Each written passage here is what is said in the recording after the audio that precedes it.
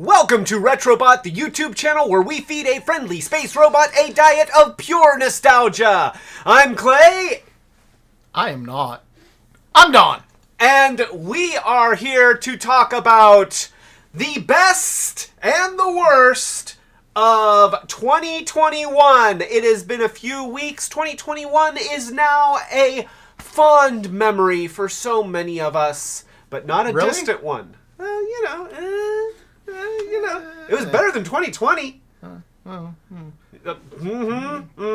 Yeah. This is true. No murder hornets. No murder hornets. No murder hornets. Yeah. Right. That's 2022. So, we're in 2023? Let's save the murder hornets to 2023. 2022. Does that mean it's double the 2020? I certainly hope not. Right. I certainly hope not. Anyway, so before we get on to the best and the worst of in the Transformers universe of 2021, let's go ahead and toast all the people that we've got in our chat. So, Clink. A toast to Rob. A toast to Joy, who, by the way, is feeling sick tonight. She needs lots of good vibes and hugs. So if you're within proximity to be able to provide either, here, that's some positive juju for you, Joy. Positive. Well, see, I'm waving up. That Okay. gives energy. Okay. I'm just. Connie Fillion, Nathan Fillion, Lyric, and Cadence. A toast to all four.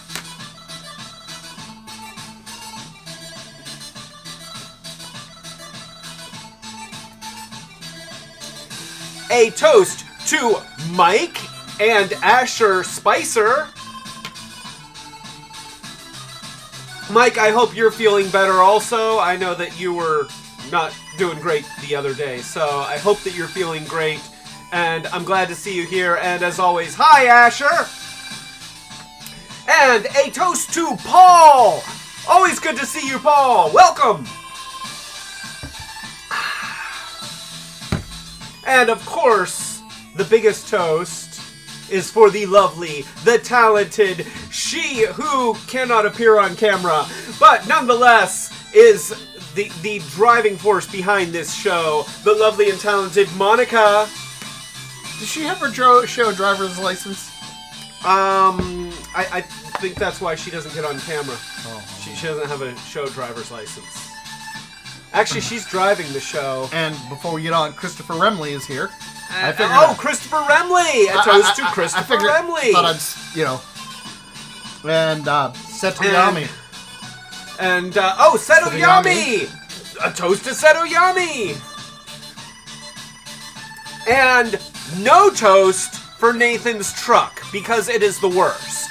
So, just so you don't have to know the details, but Nathan's truck is the worst.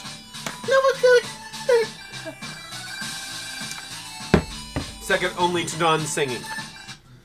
Alright, so, let's go ahead. We're gonna dive right... Well, no, before we dive in, because it's... tonight's word. Tonight's word, of course. Tonight's word is... We got two of them. We've got this, and we've got this, and I've said both of them like 27 times already. So, we'll just do a...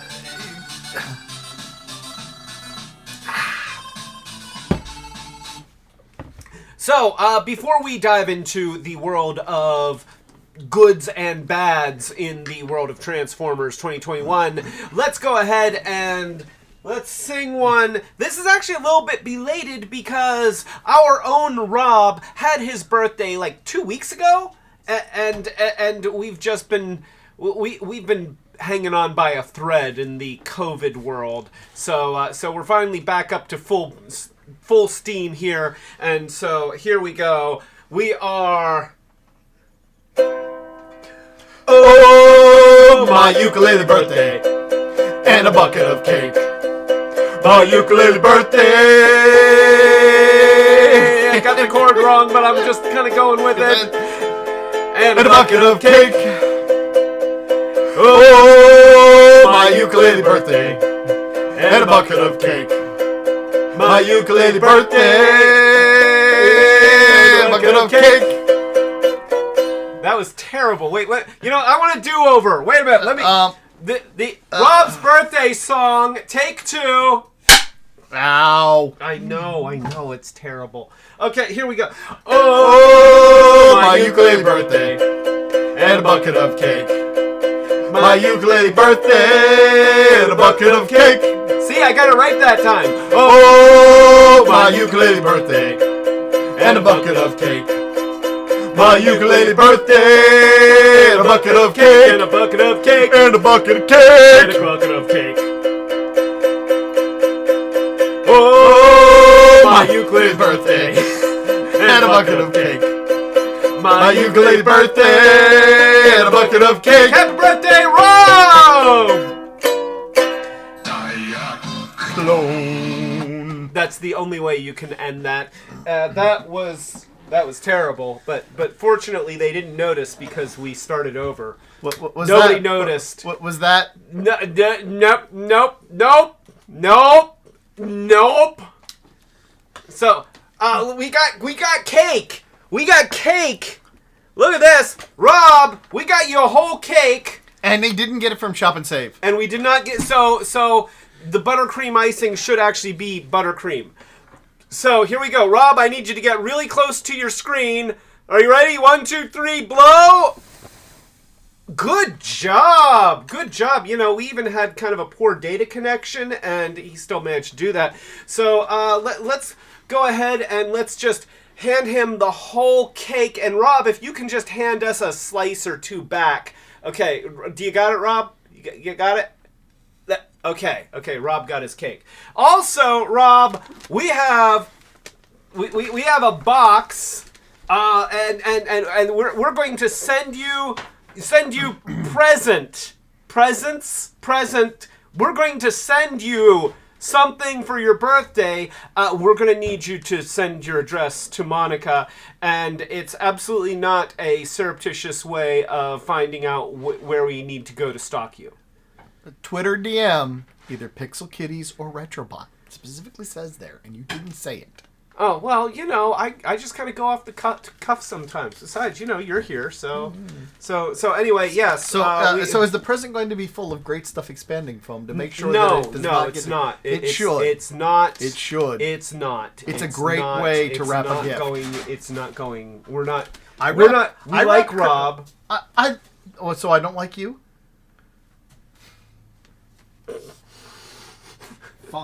I'm not answering that question.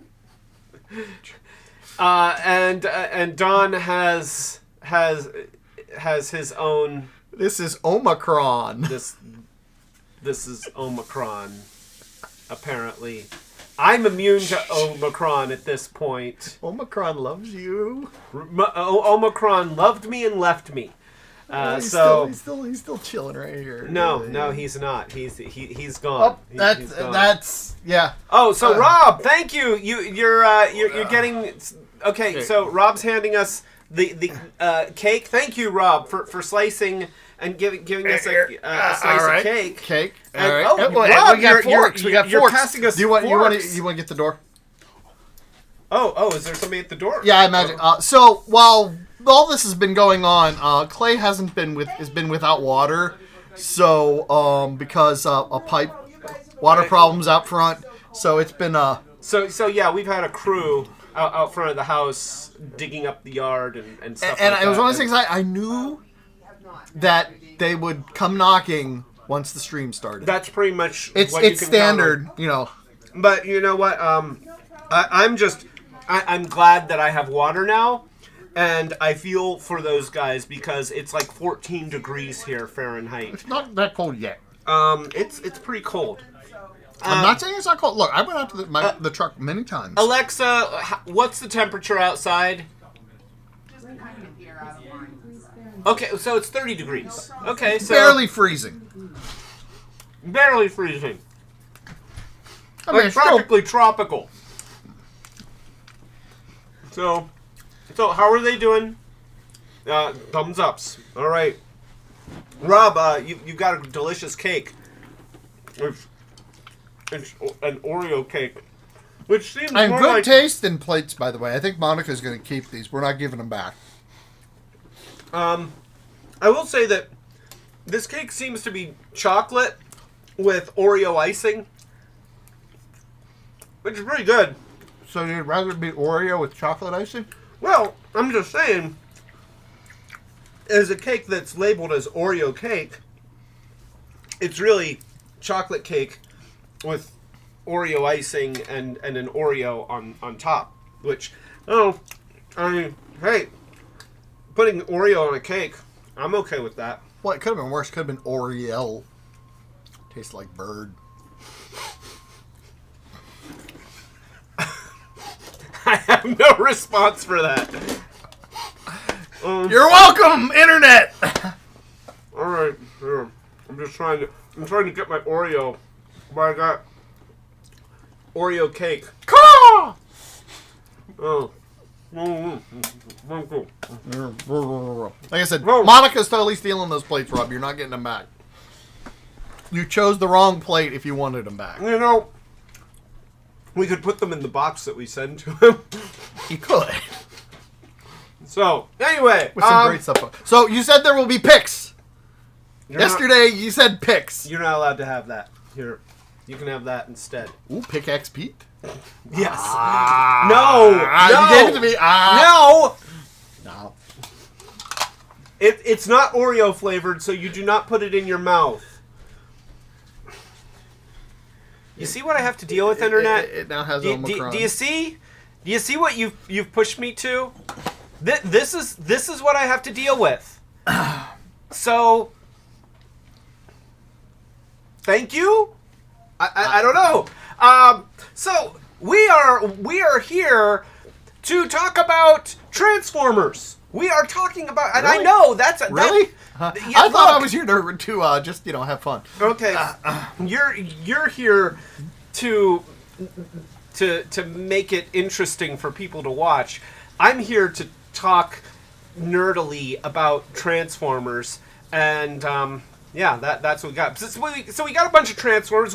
We've actually got more Transformers than just those, because this is a good bad, like extremist good, extremist bad, for a line that has stretched on through the past year that really I'm going to say that in general the line was just kind of yeah, like there were some really goods. Oh yeah, there were some goods. I mean, and there were some bad. There were some real serious missteps, but finding something that is a standout star, there's a couple that are pretty healthy stars, and then in terms of like real, like, oh my gosh, why did they waste plastic on this thing? Then it's really hard to pick some stuff, but there are places in this line where things were not more than meets the eye. They were, dare I say, less. I thought you were going to go with robots in disguise. No, in fact, I'd say that one of the examples... Robot not in disguise at all. Yeah, you know what? Wait a minute here. Let's just go ahead and talk about one of the most obvious robots in disguise. I'm just gonna throw this out right here. So, you don't have it switched over. I don't have it switched over. I wanted to put her in front of the camera. There it is. Oh, that's a little bit washed out. Let me see if I can adjust things a little, doing some magic foo on the camera. No, I don't know. I mean, it's that doesn't seem to be doing it. Well, and one of the reasons we have this as a pick is, yes, sure, she came out last year. Yeah, she came out as in 2019 originally. 2020. 2020. And then we looked that up. Yes, 2020. We just looked this up. And I don't even know what year it is now. Okay, give me a break. I don't know what year it is, but here here. Hold her in front of the camera while I mess with the settings here, because I can't seem to get it to do what I want it to do. I mean, sure, she's posable. And the upgrade kit makes this is makes her look great. This is a great red RC. Okay. You know, yeah.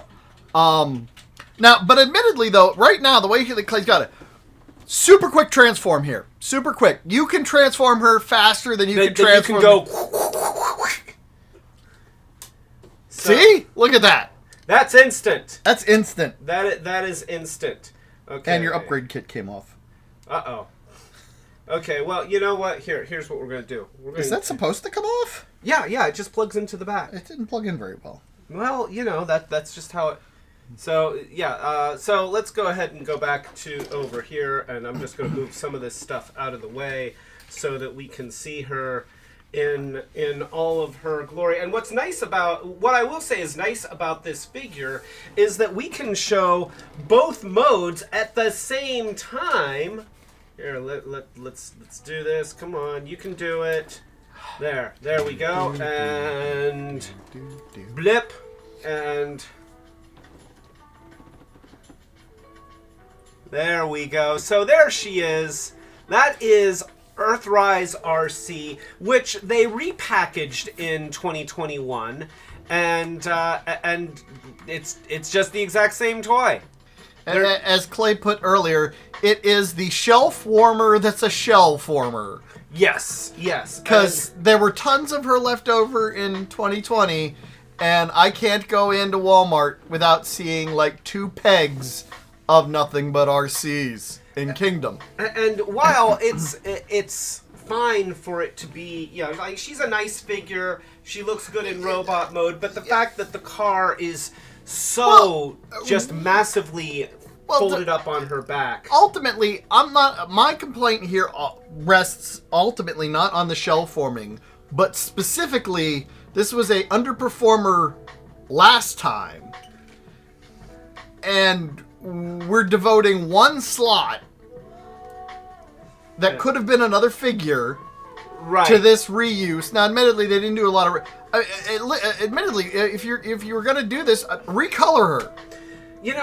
But here's the thing. I think it's just a straight up repack of excess unsold stock. They've made these. They want to sell them. They don't want to give them to Big Lots at super cheap pricing. But they did with Studio Jazz and Gnaw. Which they did with Studio Jazz and Gnaw. Which, you know what? Had I seen a Gnaw in Ollie's, I would have picked up. Well, not Ollie's. It was Big Lots. Oh. They went to Big Lots. They were there for Christmas, and they cost more than if you buy them at Walmart. That is not right. Okay, no.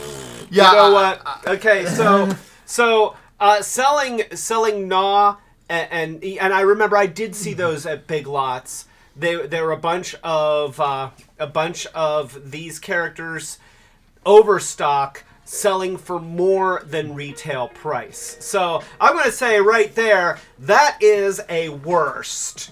Okay? Take a hike. Yeah. Dawn, I don't know. Anyway, so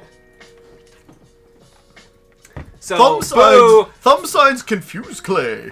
Boo to repacks that sell for higher than retail. And I mean, the whole Kingdom line, I mean, you got RC, Wheeljack, Optimus Prime, you got another Ultra Magnus.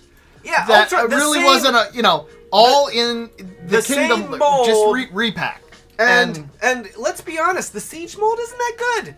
It's got a nice looking robot mode, but a car carrier mode that does not carry cars.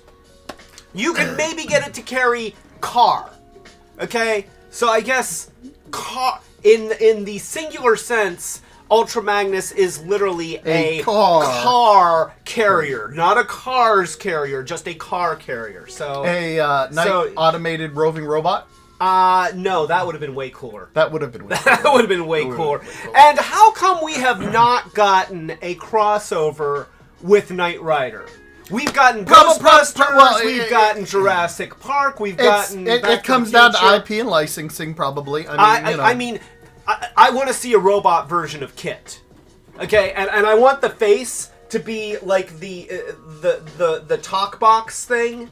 The red thing that would And I just kind of feel that Kit's head should be a Cylon head, straight up 80s Battlestar Galactica. They could go with a Kit head that sort of looks like Black Mantis, and except like the Cylon sort of that would be cool. I think it's Manta, not Mantis. Manta. Well, you're talking about the Aquaman. Oh, you're right. Yeah, Mantises are bugs. Mantises are bugs. Manta Ray. Oh my God! I hit stuff. Yeah. You're trying. Don't break our stuff before we have a chance. Before you have a chance to break it. That's right. You get to break the toys, not me. So I just eat the toys. So yeah, I would say that our first worst is repacks that are overpriced and are of toys that we didn't really want to buy. And Asaka Jack went for the same joke I did.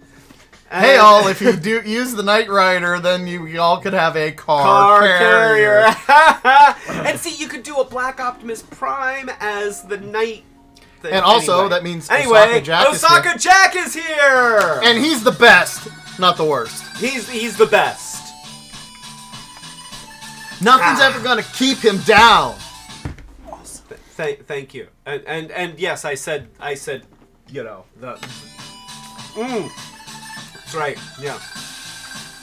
Okay, so that's a couple. All right. So, that being the case, let's talk a little bit about some shining stars. All right. So I'm going to throw out that Beast Megatron was amazing. The Megatron mold was that was a really great mold. And they did some kind of experimental things that we haven't seen them do, putting the rubberized texture on the outside, and I felt like you could tell that it was still a little bit experimental. So I mean, you have some exposed joints on there that make them look a little wonky. And there's some stuff that doesn't fit together super, super well, but the overall effect is awesome. Is really, yeah. And he is super, super playable in both dinosaur mode and robot mode, and he looks fantastic. He is weighty. He is. I'm reading the notes. So Osaka Jack says, "I may not be the best, but being from St. Louis, I do know my worst." This one's for Osaka Jack. This one's because I said the first of those. And this one's because I said versed. All right. So, which you then just went and said again, by the way. You know what? I've had a lot of that. I'm just. I told you this was a bad idea. And you know if I say it's a bad idea, it might not be recommended. You do know your bad ideas. Yes. Generally my criteria is like I ask him, okay, are you going to regret doing this? And he says, yes, and I usually then agree to it. It's kind of like, giving me this. It's sort of like when I said, hey, Don, how would you like to be on the live streams with me? You should try that out. He did. He worked on me to come down. I mean, it wasn't just he asked, he kept bringing it up, but occasionally, I sometimes make poor decisions. It's a problem that I'm aware of, and being aware of the problem is part of solving it. And so let's go ahead. Yeah, and let's pull out what we feel is the highest quality of that mold. Goodest. So I'm going to say this is the Jurassic Park version of that mold, and it comes with to my knowledge, this is not a repaint of anything. This is I thought it's a retool of the skids. I don't I don't have skids. I never got skids somehow. It doesn't look particularly like skids, maybe, but yeah. But the paint job on this, like the deco, is fantastic. The deco they did on, even the packaging they did in this. Oh this yeah, box. I mean, you know, they put a cardboard car that one is stepping on that looks like that. You know, they unfortunately they on paint deco, box, all of that creativity they put into there. They shot their wad on that because when it came to names... Yes. This... Beep, boop, beep, boop, boop. Hey, can you give me some names, please? So... Because, this is Tyrannicon Rex. And this one is, JP93?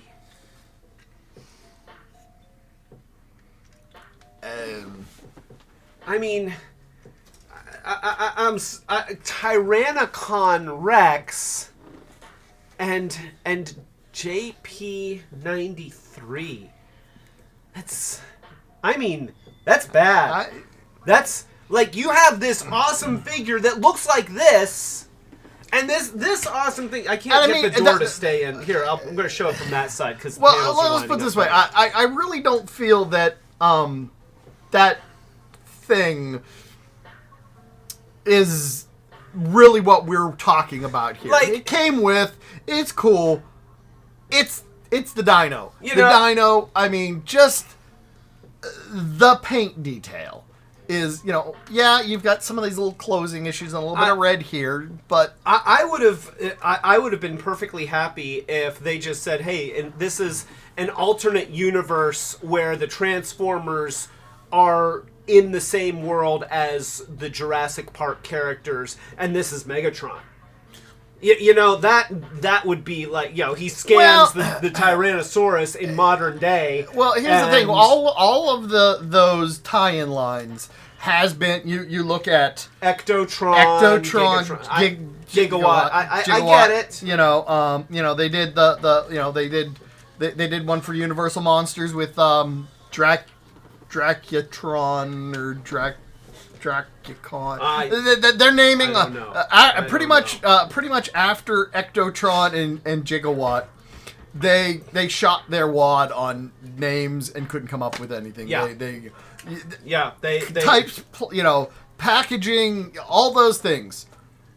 Great. Other than I didn't really see the Maverick Top Gun tie-in, but you know what? Nobody cares about the Top Gun tie-in. No, I didn't care about the Top Gun tie. I remember Top Gun when I was a kid, and I hear that at some day in the future there may be another movie, possibly. You know what? Okay, but it's one of those things I keep seeing the upcoming trailers for and go, wait, that hasn't come out yet. But I'm sorry, it's not something like I don't go back and rewatch Top Gun. Maybe I should. It was. I remember that it was good. It was good. It was fine. There's people that love it. So you know what? Hey, great. But anyway, so I'm turning him into his robot mode. That's a she, by the way. Oh, is this a she? That's a she.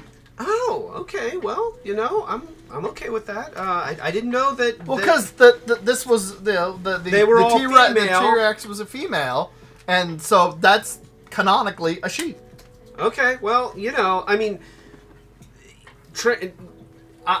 okay. You know what? That's fine. She doesn't have a particularly she-like. Hey, don't body shame. Don't body shame. I'm just saying the head. The head doesn't look particularly she-ish. So what? Did they have to have a very she-ish head? No, she doesn't have to. But I'm just saying, I didn't realize she was a she. Lizards. Let me tell you, lizards are like that. Having a pet lizard at home, not by my own choice, that is female, and we didn't know it was female till many, like a year after owning the darn thing. So so your lizard also doesn't have a particularly she-ish head. No, that's not how you tell if the lizard's a male or female. And you would wait, and so because they Rachel named it Chucky originally, and then we found out it was a girl, and so now it's Tiffany. Not Charlene? No, because the bride of Chucky was Tiffany. Oh, of course. Okay, yeah. You know what? That makes sense. Okay. Yeah. I should have realized the inspiration for naming it Chucky. I don't know what I was thinking. Rob says JP93 actually looks like it could be a retooled Armada Red Alert. That would make sense. That would actually make a lot of sense. So anyway, so we've got her and she's got panels that jingle jangle jingle. And no, those are spurs. Or she's got hers that jingle jangle. I don't know. So anyway, why this figure strikes me as the best. So you just said that, right? Yes, that was Monica tricking me into saying it by putting it in the notes. While you're transforming that. Thank you. There we go. All right, so, but so you have this really cool robot mode, and I really like what they did here. It's a nice retool, and I really like the color scheme. So let me just adjust the camera here, and blam, there we go. So there she is. Now, you have all of these rubbery parts here with all of this texture, and it's really impressive. Like, the original Megatron mold was very impressive, and this version is very impressive. The colors are fantastic. She looks great. And you really can't beat a red-black color scheme anyway. I mean, that is very stark. Honestly, I would have been perfectly happy for them to make her an Autobot. I feel like she looks a little bit more Autobot than she does Decepticon. Well, it's like I said, we're going back to why we thought that this is one of the top Transformers. Yes, and it's not. This is kind of like you look at the attention to detail, packaging. Is why this is the. Man, I am really stuck for. Boy, you're trying not to say. Yeah, I am. But I'm going to say that the packaging is. Why it elevated above the rest, above Megatron and T-Rex. Honestly, I kind of dislike that they did T-Rex because that would have been awesome as T-Rex. Yes, but, this. They could have just named this T-Rex, but I guess they had already done that because that was a pre-existing character. Then it got them an extra use out of that mold. I get it, but it has always been a phenomenal mold. It's a real upgrade, or not a real upgrade. But I mean, the original Beast Megatron was a really good, was an excellent toy. Yeah, and had a lot going for it. This is one of the first times that I feel like they did a modern version of one of the main Beast Wars characters, and in many ways it actually exceeded the original. Yeah. Now, admittedly, JP whatever Chase Morgan, the head, they kind of gave him the hat. Yeah, a little bit of a hat. A little bit of a hat. And, Yeah, there we go. Can we focus in on the hat? There we go. And, this is a decent looking character. Obviously, the real place where this shines is in all of the deco that they did. Right. But ultimately, it's kind of only, we're talking about it is because it came with that beautiful beast there. Yes. Yeah. Who was just, JP93 is not bad name, but the real showstopper is Tyrannicon Rex. That's just terrible. Great Transformer, bad name. Bad name. Her name should be Amber! Oh my gosh! Monica for the win! Monica is the best. Wait, we can't drink it. There we go. Yes. All right. So we have gushed on these ones enough. I think we better move on. We've gushed otherwise, about those. Otherwise, the stream is going to be just this. Right. Let's talk about one of the shining stars of a retro mode. I mean, this guy has the most impressive retro transform, and it really means a lot to me because it really harkens back to my childhood personally. Let me just adjust. Gotta adjust things here. All right, there we go. So we've got things on camera. It is Buzzworthy Bumblebee in his Cybertron mode. I mean, that thing's such a turd. This is retro-tastic. Look, here the paint deco is horrid. The paint matching is horrid. He's fidgety. They gave him the energy rods he can't hold. Oh yeah, where are the energy rods? Wait, here. These are conductors because in the cartoon they were energy conductors. Yeah, they were conductors, and yeah, they very specifically molded these with these bulbous ends that he can't hold. But nonetheless, see, what you have to appreciate is that this is very retro. He transforms into this. Well, yeah, I get it. It goes back to the cartoon, his first inclination, blah, blah, blah. The cartoon? Well, yeah. No. He transforms into my old Pac-Man. Look at this. Look. Yeah. Okay. He turns into... I mean, isn't that great? They made him so that he turns in... Look, it's exactly the same thing. Here, wait. We can go.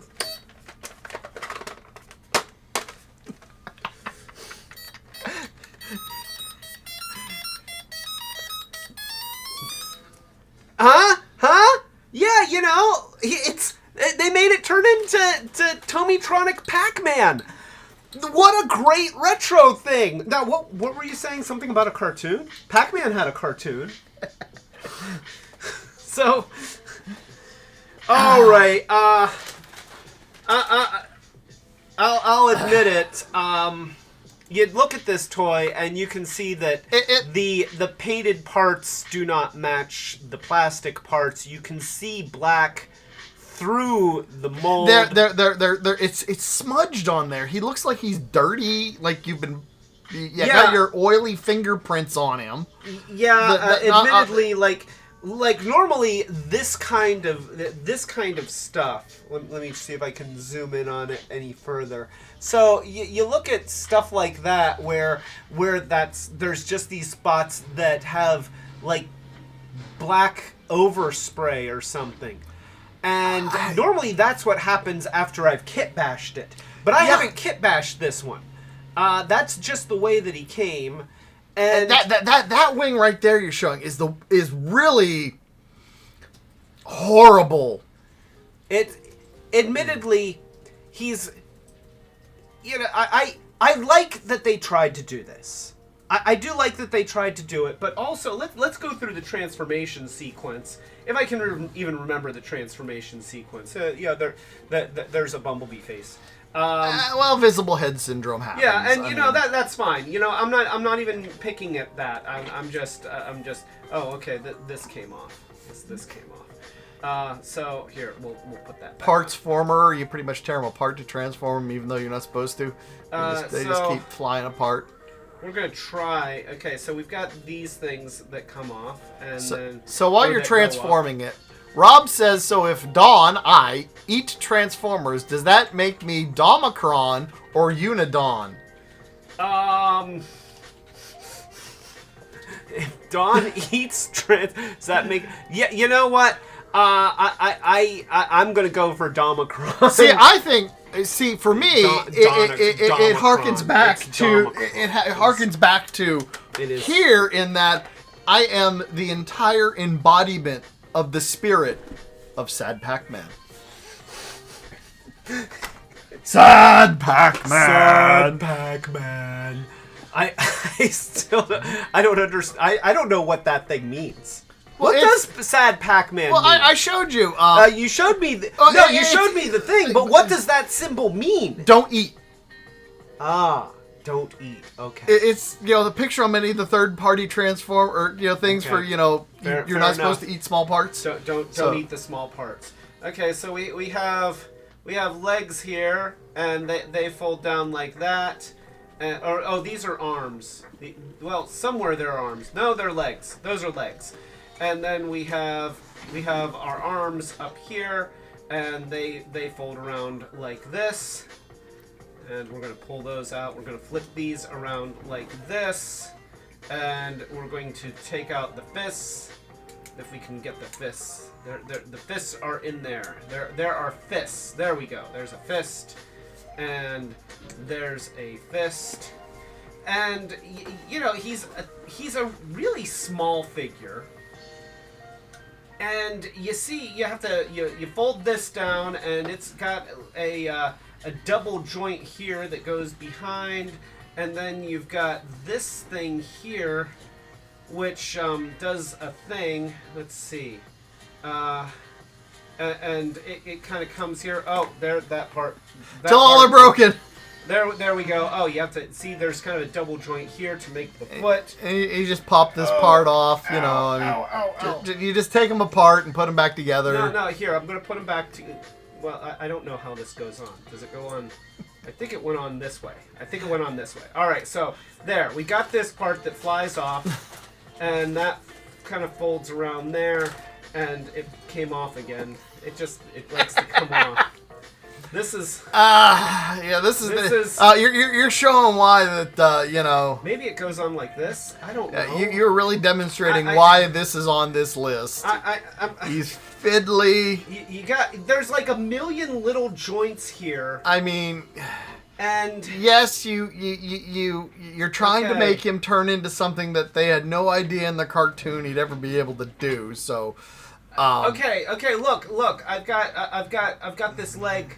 Almost leg-like. There. Look, I made that leg do that. Yeah. The leg did that. So this nowhere near there. We are so close. Nowhere near there. We are so close. This snaps on like not even to planet Yavin yet. We are okay. This goes on. Yeah, it goes on like that, and then you do that, and then I'm pretty sure there's a waist joint here. There's a let's okay, we got the chest.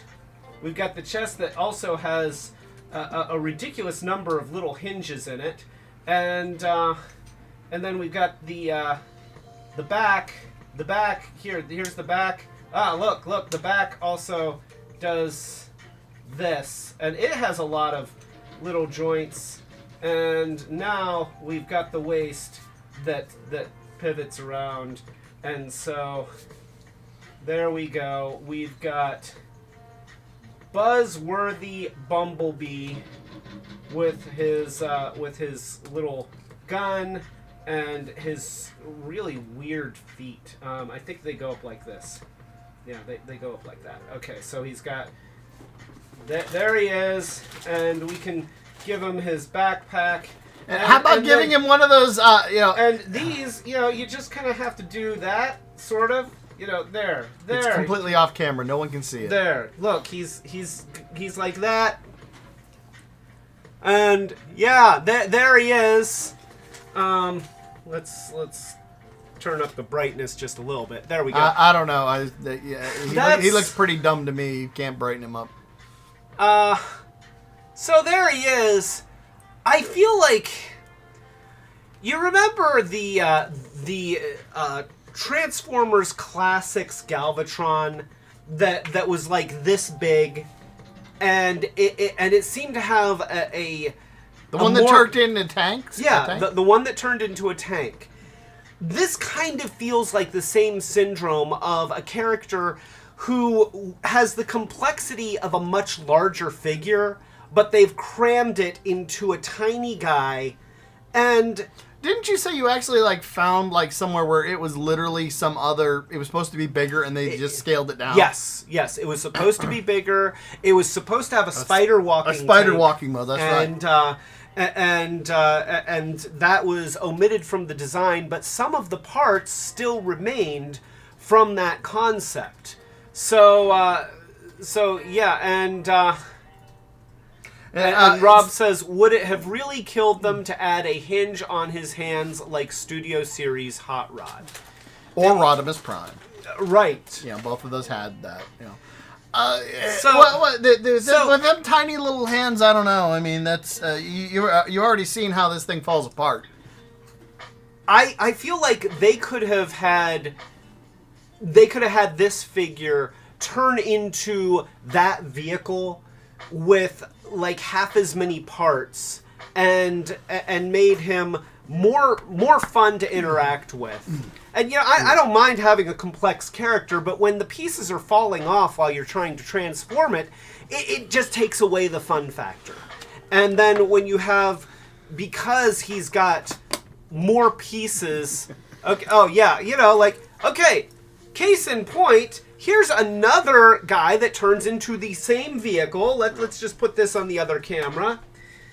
This is GoBot Pathfinder from, what, 35 years ago? Something like that? 40 years ago? 83 was GoBots. So it's not quite 40 yet. So 39 years ago.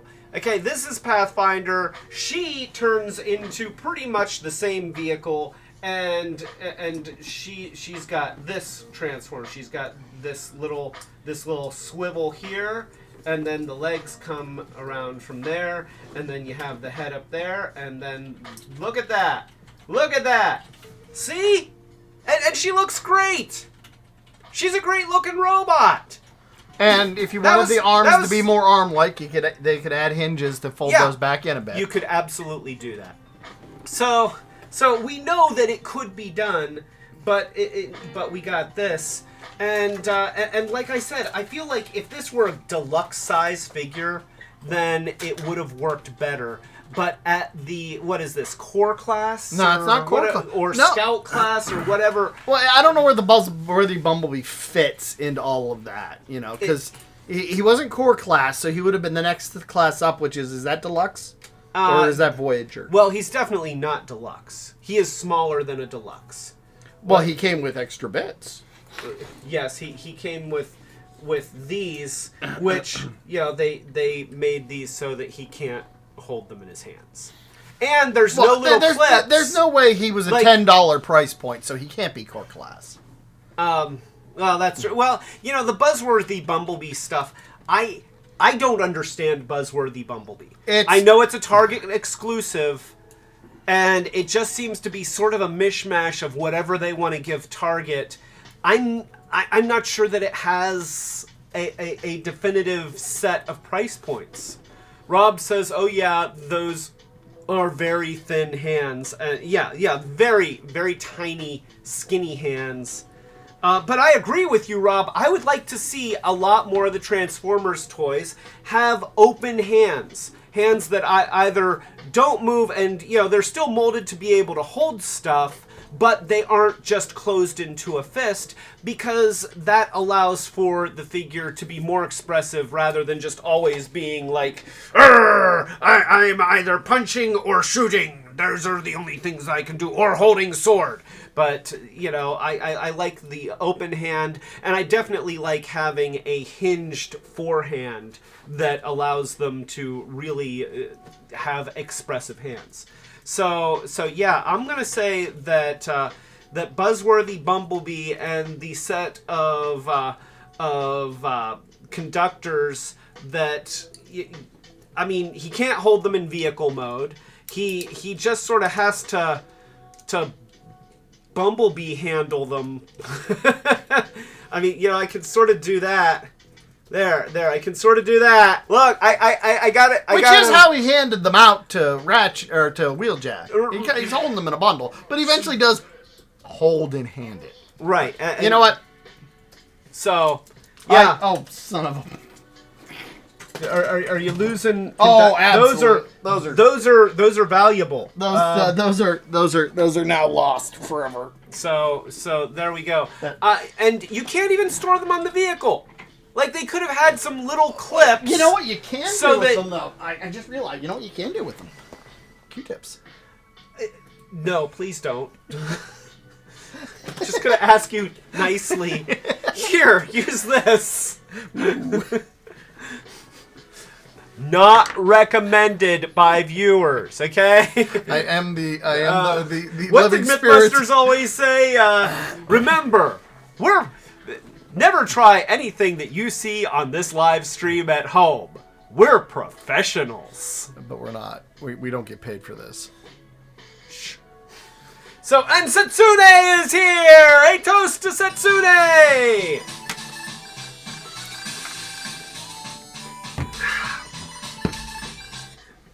All right, so I'd like to touch on one that's not exactly a worst. In some ways, it's a best, followed by just some real disappointments. Oh, right. Okay.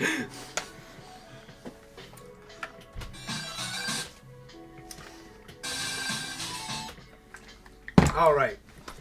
So let's just go ahead, and I think that most people will agree that one of the shining stars of 2021, and probably an unexpected star of 2021, is this guy right here, Huffer.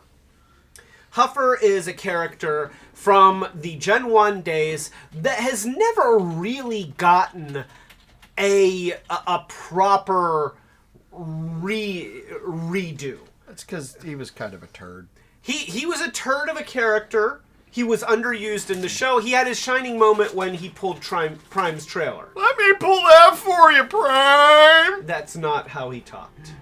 That is not. Sure, at this all. is exact. That is 100% mimicry of him. You can't. You're bad at I'll voices. try. I don't know if I can do it. You know that's not even the same episode. I've Just almost got it. Come on, Prime. You can do it. Try harder. You got it. You got it. ah, there he is. So that sounds like Prime dropping a energy on log. Anyway, so here we got Huffer, and nonetheless, everybody had Huffer. No, I didn't. You know why? Because he was a crappy transformer.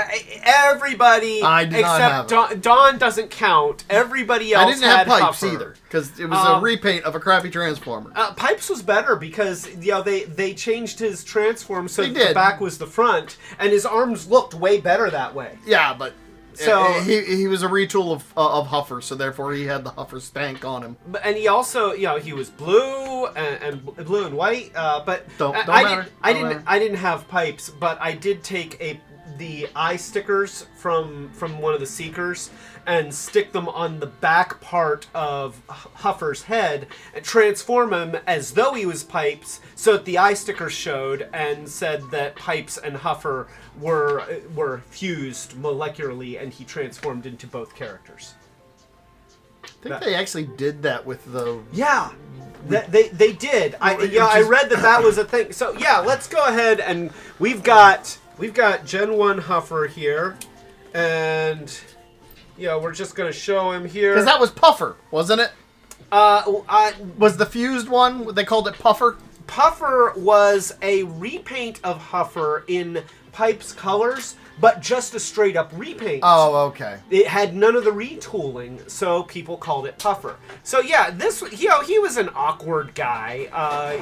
He was actually, if you ever do the research, he was originally designed as a Mysterian. We believe. We believe. It is well, not, it does have a it does have Mysterian an M on the it. side. Yeah, so, he's one of four that have the weird Wait, here, Mysterian M Let on me see if I can him. get the camera to focus in on his Mysterian M.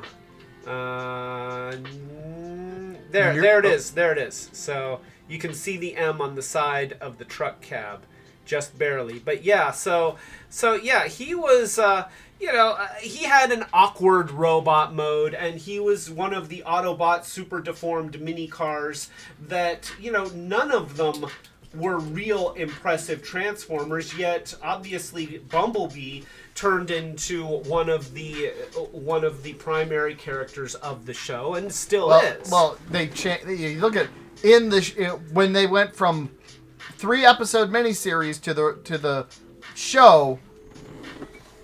Originally, Hound was to be Spike's character.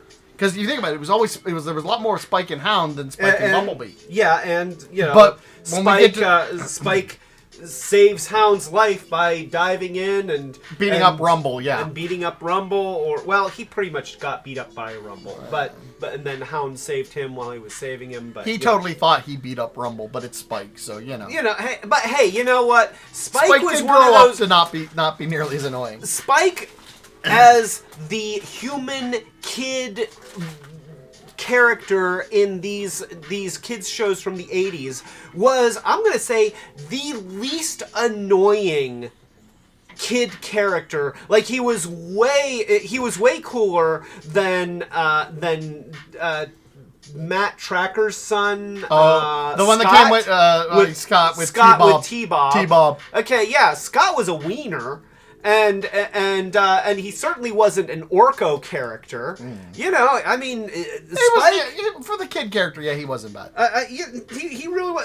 He would pick up a full-sized Autobot pistol, and he's like, I'm gonna go defend the Ark from the Decepticons, and anybody else who wants to come along can come. And like that was Spike, and you had to you kind of.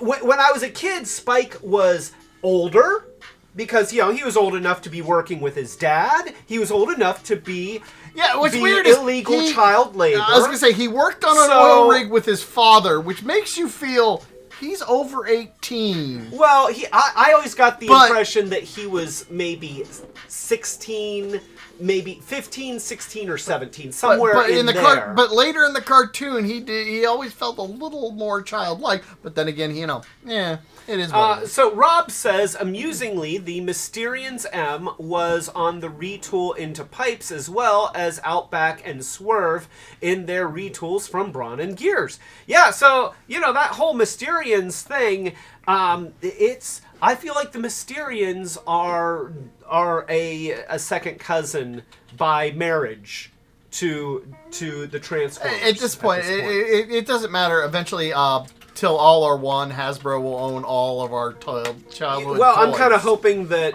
Disney buys Hasbro so that we can finally get Optimus Prime versus Iron Man.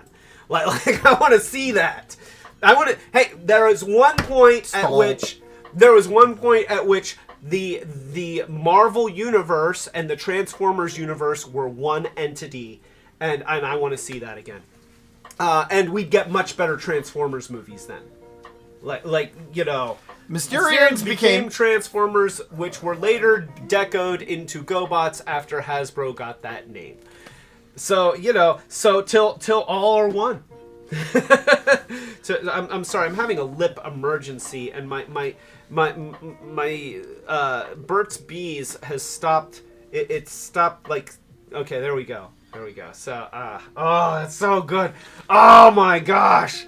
Oh, that is so good. Oh, I just hate when my lips are chapped. All right, so anyway, we have Huffer here, and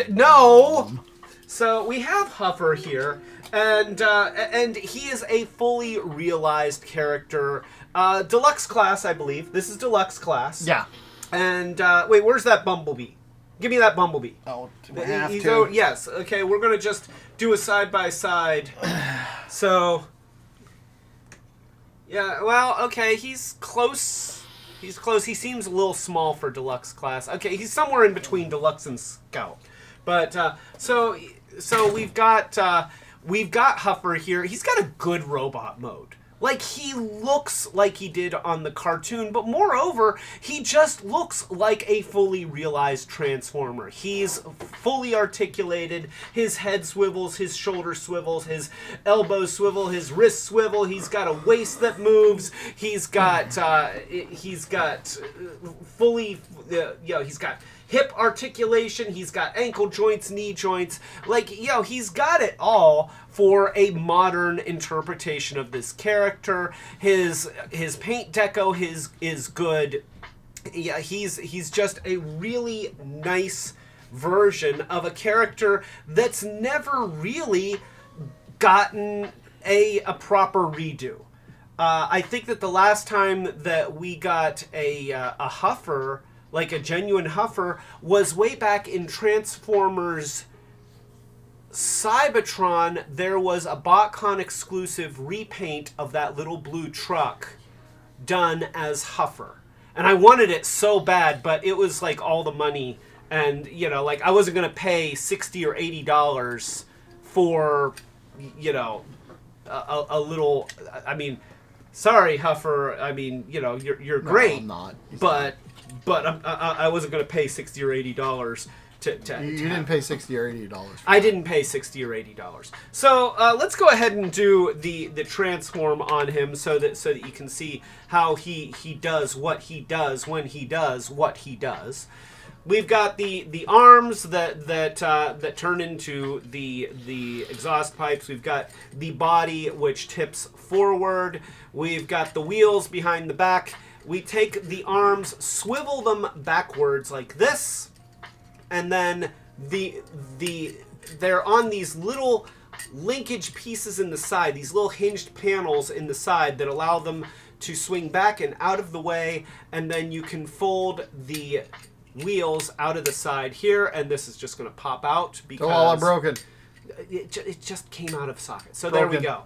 So there we go. We have the wheels here, and then if you want, you can twist the head around so that he doesn't have a case of robot face underneath the truck, and then you're going to put that up here and pivot the whole thing up.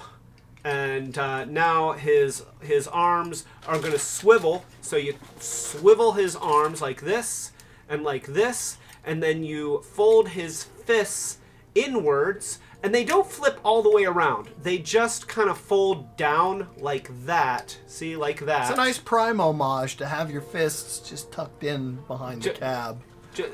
How is that a Prime homage? Didn't you have visible fists in the back, or was it feet in one of the Primes? There's something that was hanging out the back that you had to hide.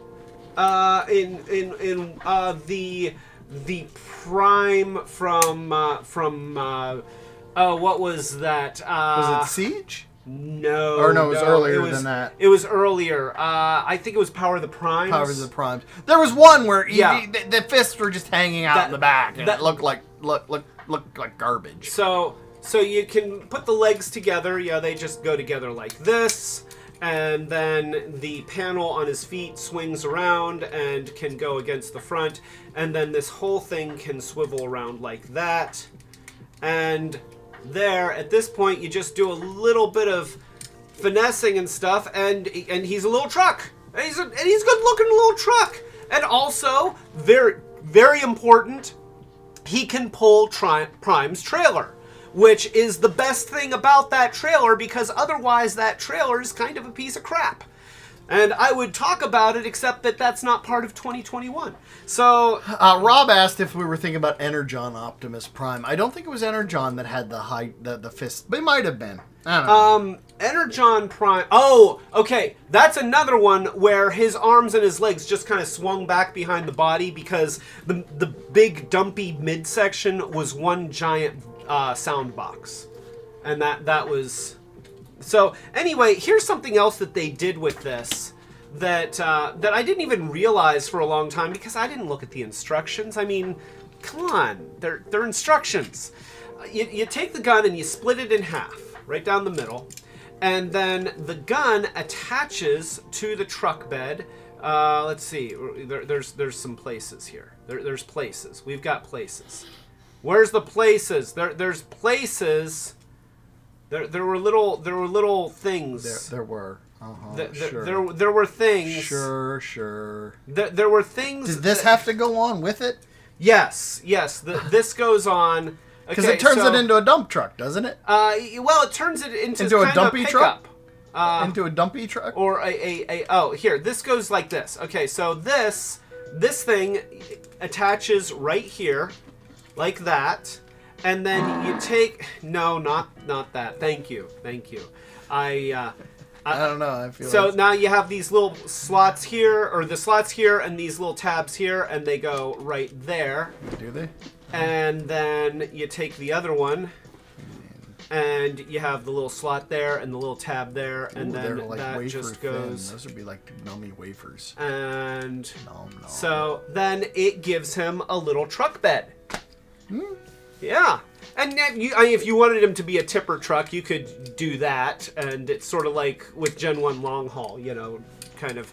It's not actually how a dumper would work, but it's so yeah. He makes a neat little truck, and that's. Hey, that's awesome. Let me show him on the other camera. And that's a very good use of the extra bits for storage that give you something else. Right. But if you lose those pieces... He's still a truck. He just doesn't have his gun anymore. Right. Or a shield. Right. So, that's a great use of... that point he becomes target practice. Well, no, he's just a guy that's not carrying a gun. Like, not everybody that doesn't carry a gun is target practice. He's a transformer, no gun, he's target practice. So... it's Huffer. Just throw him out there. Just throw him underneath Starscream. So, He'll be fine. He'll get his shoes stuck on him. And so, yeah, that's him side by side. So I'm going to say that Huffer is a shining star of 2021. He's a great little transformer. He's a great version of this character who has gotten so little attention. Yeah, I will agree. I feel that he really is. It was one of the things. Oh, they're redoing Huffer. I always hated that guy. Oh, by the way, Entertainer 13 is here. Been here for a while, but you've been too busy playing with your Huffer. Okay, so, welcome, Entertainer 13. A toast to Entertainer 13. So, of course, as Hasbro will do, and I do not criticize them for this. They've got this really good Huffer mold, so they retool it and they repaint it, and we get. I got this as part of the Golden Disc series. We've got Puffer and Road Ranger. Road Ranger. All right, yes. And Road Ranger. Motor Ran. No, that's not what we're doing. So Road Ranger is based off of the recolor of original Huffer that was done after Hasbro acquired the rights to GoBots. And so they took a bunch of the super deformed Gen 1 GoBots and recolored them with GoBot names, which in most cases meant that the new modern versions were crappier than the originals, because the super deformed Transformers were not as good of toys as the GoBot counterparts that were out at the same time. Road Ranger was one of the coolest GoBots that they ever came up with. Like, it was a flatbed truck with a pivot joint, and he was red and blue, and lots of kids that didn't have Optimus Prime kind of used him as Optimus Prime even though he was little, and he had a great robot mode, and so for some reason Hasbro, when they got that, instead of making a red and blue Huffer and calling it Road Ranger, they made it black and orange. Well, if they'd done red and blue, you'd been feeling it too Optimus Prime looking. Because the original Road Ranger GoBot, you're like, that feels like he's very Optimus Prime, even though he's a flatbed, and I think they still could have. Well, there's a lot of things that they could have, but they didn't. So now he's black and orange, which honestly is a really cool color scheme. It is a good color scheme. So and I love the red windshield. Oh yeah, let's take a look. So here we have no. So Nami. So here, let me. It is a GoBot though, so it's an awesome GoBot. Yeah. So here's Road Ranger, the original, and or at least most of Road Ranger. There's the rest of him. The camera's gonna get him. There we go. So there he is. Nice proportions.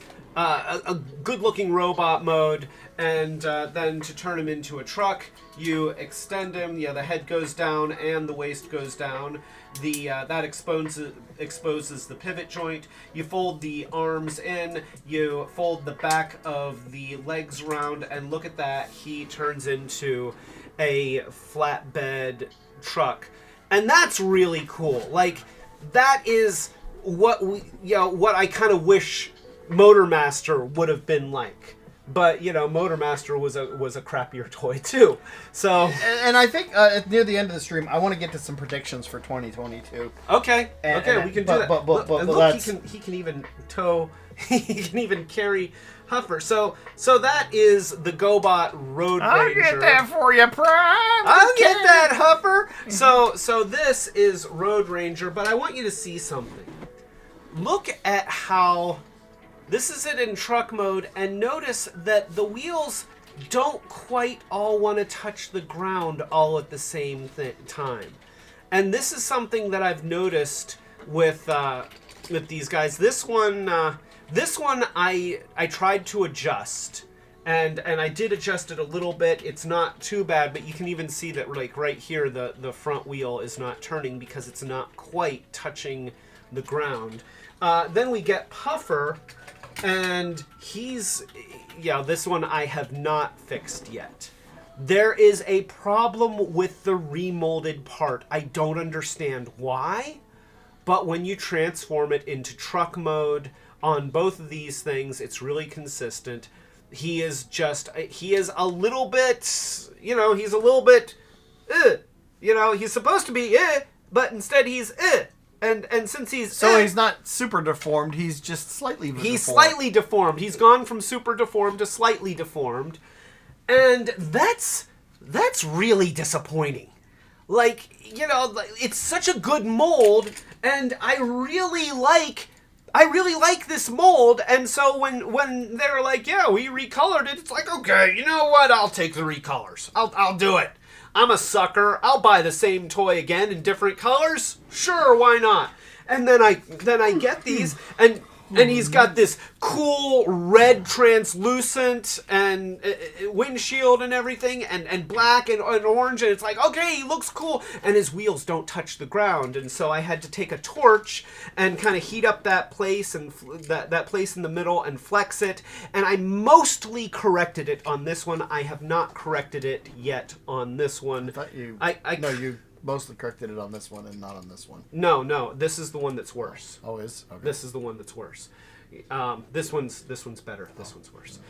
So I'm gonna say that's a big disappointment. The other thing is that this is supposed to be Puffer. Okay, the whole concept of Puffer, as stated earlier, is that unlike the United States release of Pipes, which was a retooled version of Huffer that was designed... Oh, look, this one's still got the little sticker. Oh, he still has the sticker. Wait here, look at this. So there's what I did when I was a kid. I haven't taken the sticker off. So yeah, I put that little pair of eyes on the back, and that was his Pipes mode. Because the actual Pipes had a head back there instead of having the head over here, and so they really changed the way that you transformed him, and his arms look better. He's actually a better looking character like this than he was like this. So anyway, as we were saying, Puffer was supposed to be a version of Huffer in Pipes colors, but still the same Huffer mold. Hasbro releases this as Puffer, but this is a recolor of Pipes, the retooled version of this toy.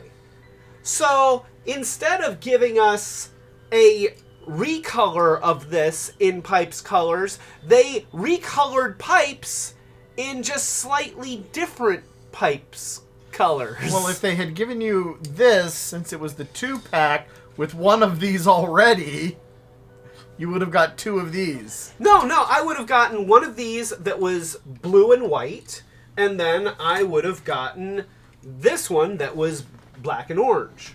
Well, right, but it's, But it's it's the same. Yes, it is. So they wanted to give you one of each. But why is this puffer? This is just pipes now. It's just pipes. I'm not saying it's not puffer. It's just pipes. Don't you understand what I'm saying? Well, but they figured. Does anybody understand what I'm saying? This isn't puffer. It's pipes. Well, right, but they're thinking. No, it doesn't make you the new leader. Totally does. They figured that people would complain if you gave them 2 of these. No, that doesn't make any sense. This world doesn't make sense. I'm just saying this is what they're thinking. I'm not saying that you understand. Wait, tell me that you understand. I'm beseeching you, internet. Don't you understand? It's a recolor of pipes, colored to look like pipes. That just means that it's pipes. Roger. I think what they should have done is recolored this in this color. They could have done that, and then you'd be fine. They could have done that. They could have done that. They could have done that. Yep. They could have done that. Yes, but they didn't. They did not. They did not. Look, these are wafery good. No. So, nummy. No, don't eat my toys. So anyway, yeah, that's. I'm not gonna say that 2-pack is bad, but don't eat those. Don't put them in your mouth. No part of your mouth should touch those. Nah. So yeah, I'm not gonna say that those are in the category. But they are now. But they're definitely, that's a disappointment. The manufacturing flaw. Very Zorg. Disappointing. Yeah, just disappointing. I am very very disappointed. And then you have some tar on your head. We're early disappointed. Not I finally not followed the advice, which is check to see if the box was open. And then go back. Right. That is the lesson the Fifth Element taught me. Always look in the box. Look in the box first. What's in the box? Apparently nothing. So let's go Your ahead. bitter disappointment. Bitter disappointment.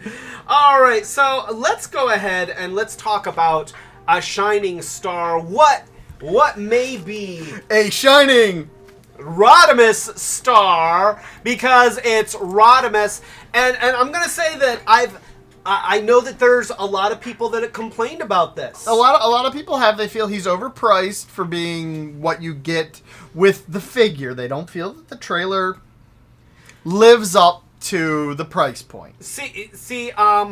I have opinions on that. You know. I have opinions because, and if I didn't have opinions, then why would I have a YouTube channel? That's what YouTube's for, so that people like us that don't have anything more important to talk about can share opinions that don't matter. That's yeah.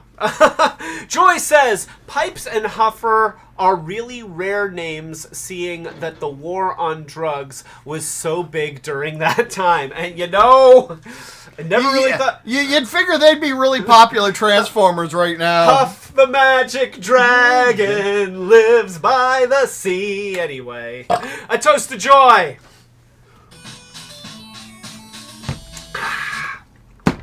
So yeah, we've got Rodimus here, and I, of course, like I was saying, I love this toy.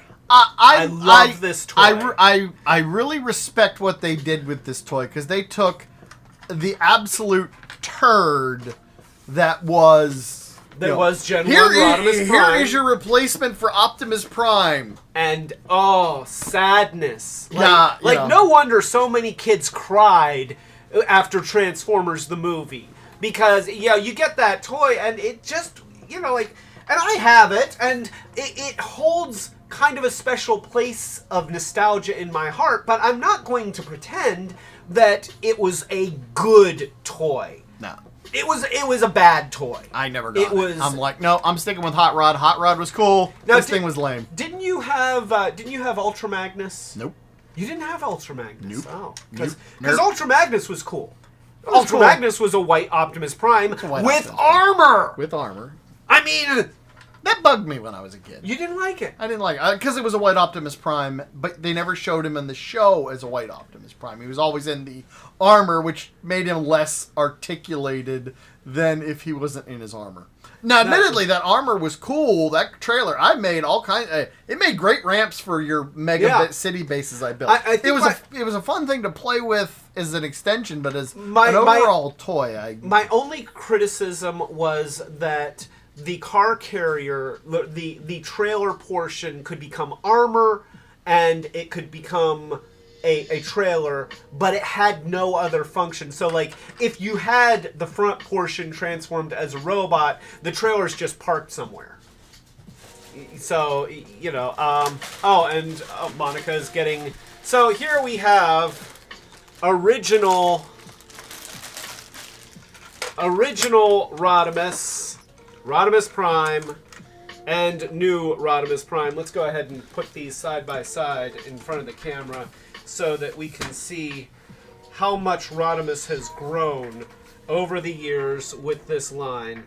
And whoops, there we go.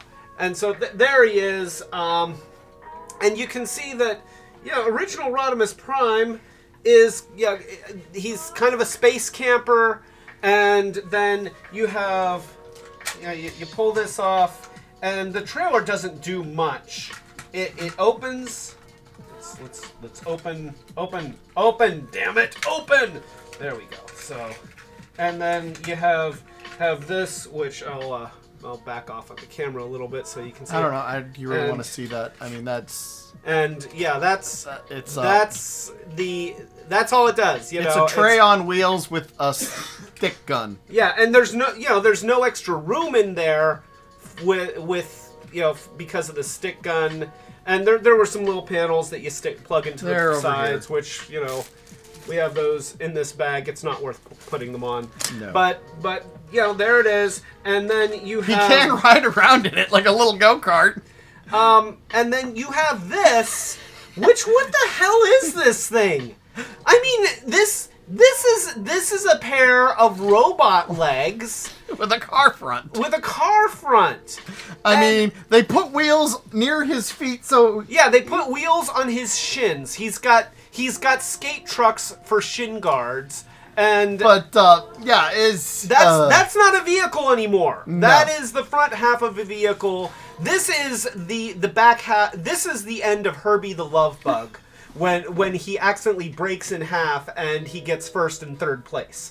So that's what they did with Rodimus. And then the transform is uninspired. You pull this out, you flip it around, you collapse it back in, you flip up the head, and then you can either do this if you don't want a parts form, or if you want it to be more spiffy. There you go. You move it, and then he's backing up, and because you can hear the backhoe outside. And you flip out the feet, and that is Generation 1 Rodimus. And I'm going to turn down the brightness on our camera just a little bit. Yeah, he's not too bright. But and then you can like put him in here, and he can ride this, and you can do that. And that was... He does not get a Rodimus star. He does not get a Rodimus star. And Fetch Beer is here. Oh, Fetch Beer! Fetch Beer is here! Hey! A toast to Fetch Beer! So,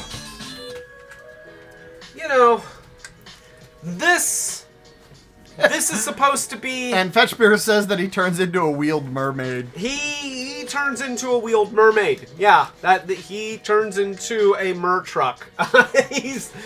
No, that truck isn't even mer. That truck is just sad.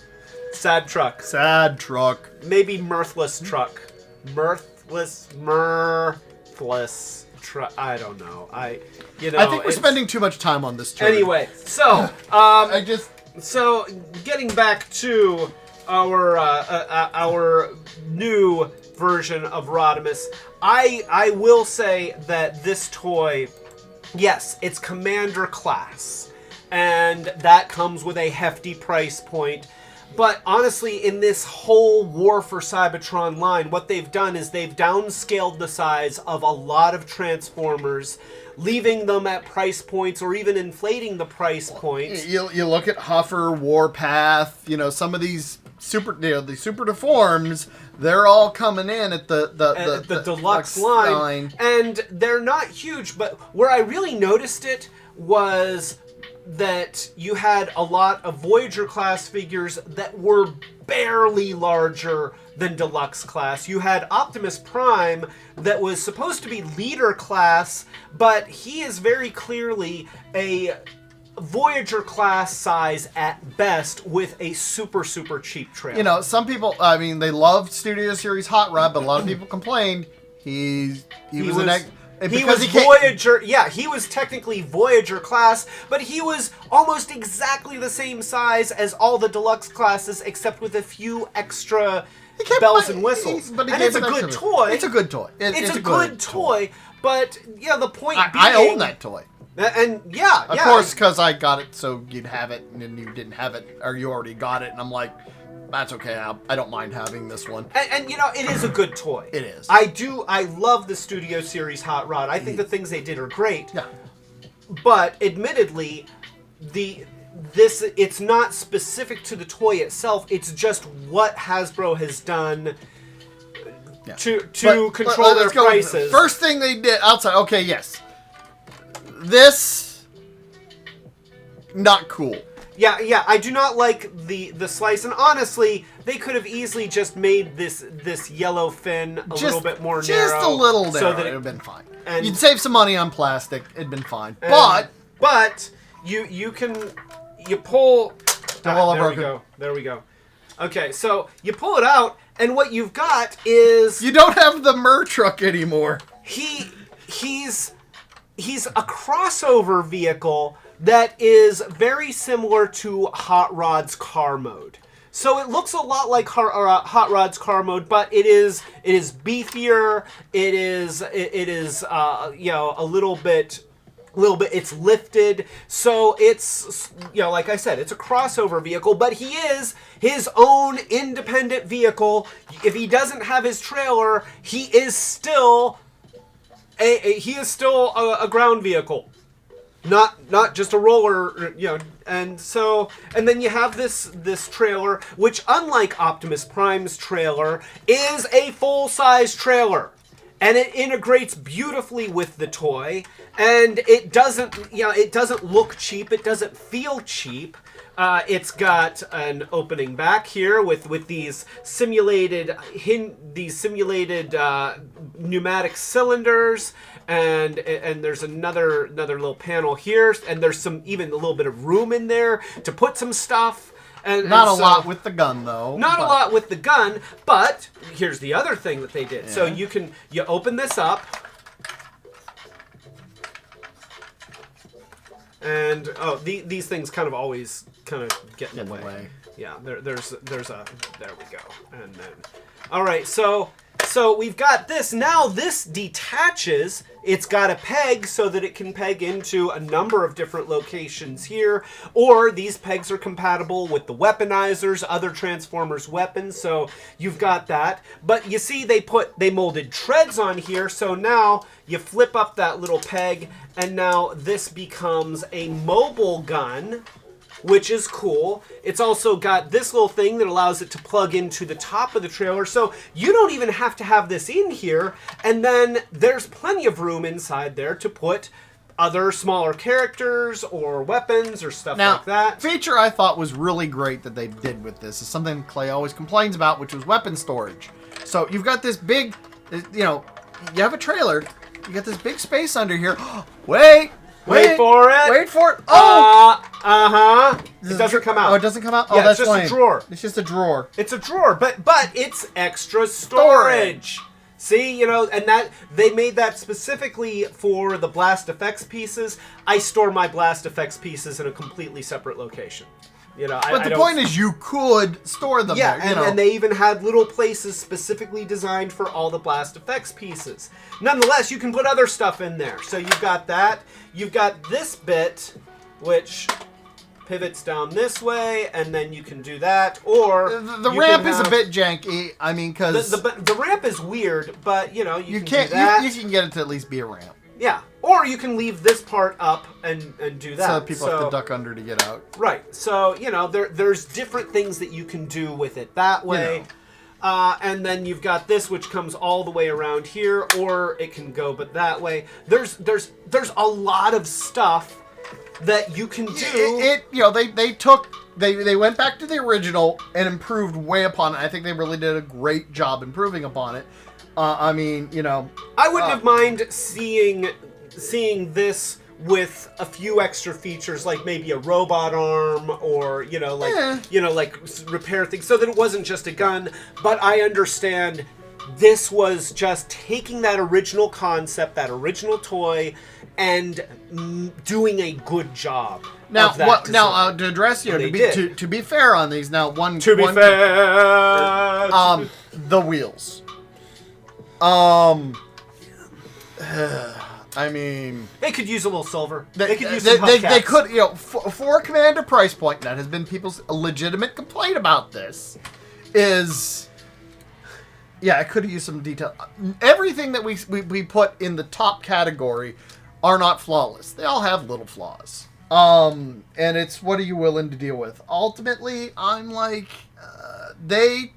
I think they did a really great job taking what was, I thought, a complete turd of a toy. something I absolutely despised as a child, and went, you know what? That's you took everything that was there, you improved upon it, and you made it. It's Commander class, yes. Yeah, and you know what? The sad thing is that Transformers, all toys keep getting more expensive. Everything keeps getting more expensive. I don't like it. Okay, I'm a cheapskate. I don't want to pay more, but it's like howling at the wind. The only thing that's going to fix that is if somebody came up with a line of really cool toys that were only like $1 a piece. But who would do something like that? It's crazy. Oh wait! Well, they're not Final Faction. They're not $1 anymore. Well, they're still $1 around here. They're not where I am. $1.25. All our Dollar Trees have gone to $1.25. They're $1.25 now. There's I'm still willing to pay it. Well, okay, I'm still willing to pay it.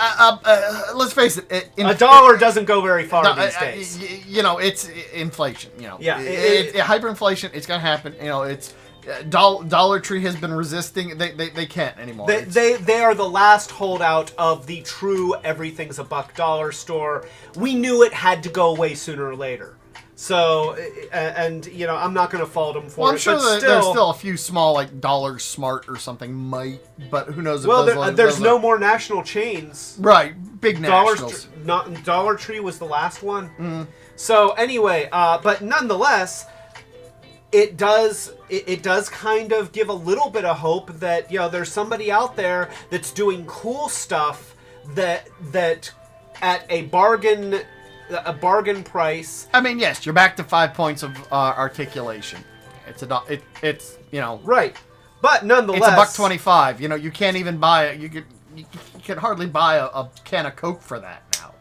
Right, you know, exactly. No, you know what? You're right. So, I'm not talking you through the steps here. In fact, I'm not going to talk about it because Grayscale is here. A toast to Grayscale! Welcome, Grayscale!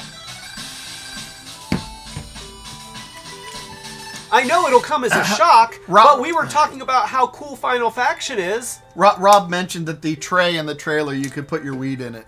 You could put your weed in there. And then Huffer could and then Huffer could. But he can't. He won't. He doesn't have a post. But he does have pipes. He does have. Oh yeah. You see what I did there? Yeah, nice. That was Elephant Rider. Are you just gonna throw all my toys on the ground? Maybe. Is that the goal? So anyway, you're missing one. I'm looking for him. You're doing this. So I've been transforming him. Well, I suppose I should be keeping you all entertained while he's doing that. I've got him doing the thing.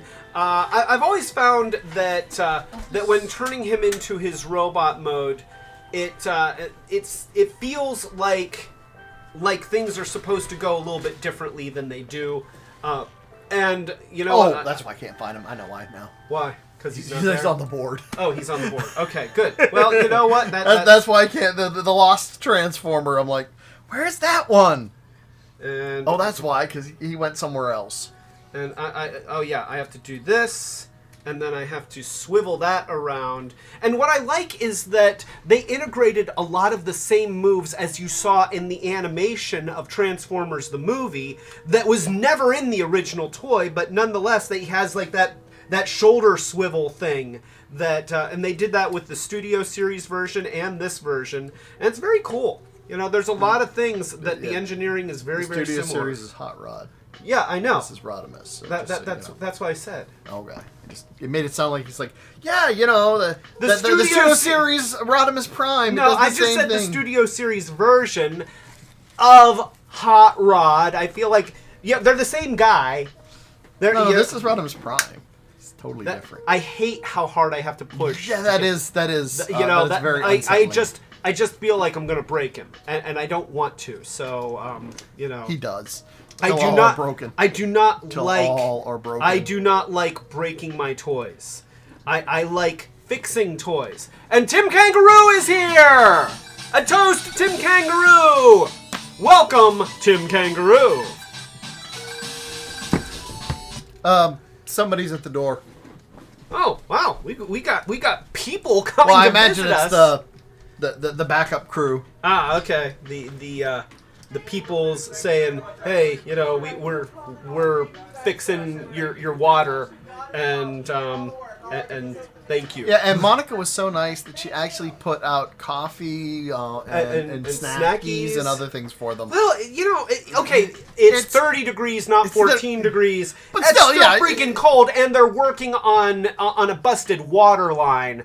That is not my idea of fun. No. That is in fact my it's dark. The light has gone, so it's the light is gone. The warmth is gone. The warmth is gone. Yeah, you know. So yeah, it's a nice gesture to be like, look, you know, we know that city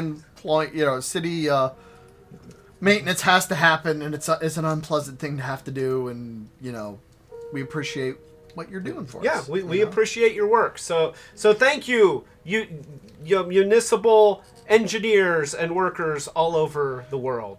We salute you. You know what? You guys are the best. Did that while she's away. She's not there to. She's the best.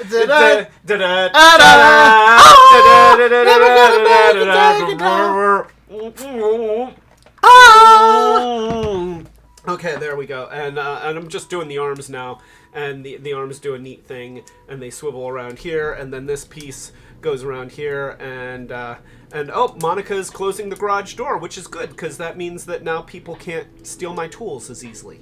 So and we'll keep the cold out a bit. Keep the cold out. I did lock the door, to the inside of the house. That's good. He locked the door to keep the cold out. Well, if you lock your door, the cold can't get into your... I locked the door to keep my one crazy neighbor out. Well, yeah, I just... that was... He's watching it right now. Well, then he knows that he can't get in there because the door is locked. So anyway, so here we have Rodimus Prime. It's a great version of this figure. He's fully posable. He's well articulated. He's got a good-looking trailer. I'm gonna put him on here, and hopefully he can stand up. And we'll get the camera to show him. There we go. Maybe get him into a bit of a pose. There. All right, and aim the camera, and then go bam. There he is. And you know what? He looks good. I like the face sculpt. I love the dynamics of his body. He's got nice proportions. I mean, this is a great toy, and you just kind of have to suck it up that this is the new norm. I mean, yeah. That's priced high, and there's a few paint apps that could have been there's always things that could be done. Sure, Jetfire spoiled us on Commander class, because you get a lot for Jetfire. You get a lot, but you know what? Jetfire, to me, feels lighter. His plastic panels feel a little bit thinner, a little bit flimsier. And sometimes that's the people don't take the quality of plastic. Sometimes you got to take that into account. Rodimus feels solid. He feels weighty. Even the big flat parts of this trailer all feel substantial, and they feel like they're of good quality. And so, yeah, I'm gonna say that Rodimus here is absolutely one of the that right there. He's one of that. So maybe just set it on the floor next to that. I figured I'd just. Do we want to? Let's get Wreck-Gar. Wreck-Gar. All right, let's talk about Wreck-Gar. So there we got Wreck-Gar, and he's looking good. We're gonna increase the brightness just a little bit so that we can really see Wreck-Gar in all of his glory. There he is. And this is, to me, this is a fantastic version of this character. I mean, probably the best version that we've ever gotten of this character. Like, we showed another Transformer the handles will fit into fist. Yeah, let's put. You can do that. Yes, they can put their hands. Now some people complain. Oh, you put him next to Hot Rod. He's overscaled. He's too big. You're never gonna get a motorcycle that another Transformer can ride that isn't going to look stupid. Right. I mean, you even had that problem when they did Defensor back in Combiner Wars. You had Groove as a little motorcycle that was in scale with the other Combiner characters, and then you had Rook, which was which was the additional character that originally hadn't been on the team. Later, they came out with a Groove that was a full-size motorcycle that could be used as a leg. But, of course, now this motorcycle is the size of a car. I mean, it's one of those things that... you just have to... when it comes to motorcycle Transformers, you want... To me... You want other Transformers characters to be able to ride your motorcycle. Unless you have like action figures that go along with, like if this were Titan's Return. I always get that wrong. If this were Titan's Return and they were doing Wreck-Gar and he came with a minifig that would ride the motorcycle, okay. Then it can be scaled for the minifig. But otherwise, you want your Transformers to ride the motorcycle! But the problem with Wreck-Gar specifically, though, you want one Junkion to be able to ride the other. Yes. And that's another thing. Let's remember that Wreck-Gar is from the planet of Junk, not Earth. He's not an Earth motorcycle. He is a motorcycle that gets ridden by other guys that turn into motorcycles. Why would he be small? Right? Why would he be small? He's not supposed to be small. So, to me, but case closed. in the movie, the motorcycles were a touch more scale. The cars were drawn a little bigger, but again... Scale in Transformers is a mess. Anyway, so Wreck-Gar. So anyway, Wreck-Gar. We got Wreck-Gar. This is... And just to show, we've got Road Rage riding Wreck-Gar. If you want somebody riding Wreck-Gar who ain't a Junkion, you can't go wrong with the name Road Rage. Right. But we've got cannons that are actually on ball joints so that you can aim them in different directions. That's cool. You've got big spikes that stick out the sides. That's cool. You've got knobby tires that, admittedly, in the cartoon they were spiky tires. I'm okay with them not being spikes. They're knob. He wouldn't. You want the toy to be able to sit on the tires. Not to mention that this is foam core, and if these were spike tires, then it would just perforate my foam board, and then I'd have to get a new foam board. And then that would mean that I'd have to go to the dollar store, and then I'd end up buying more Final Faction. Come back with 3 shifts. 3 shifts, and now I would get... Thanks to Monica, it seems like the Wave 2 Final Faction stuff is finally showing up. Well, they still have shifts in mind, but I haven't decided how many churros I'm going to buy for you at some point. You know what? We've got like 5...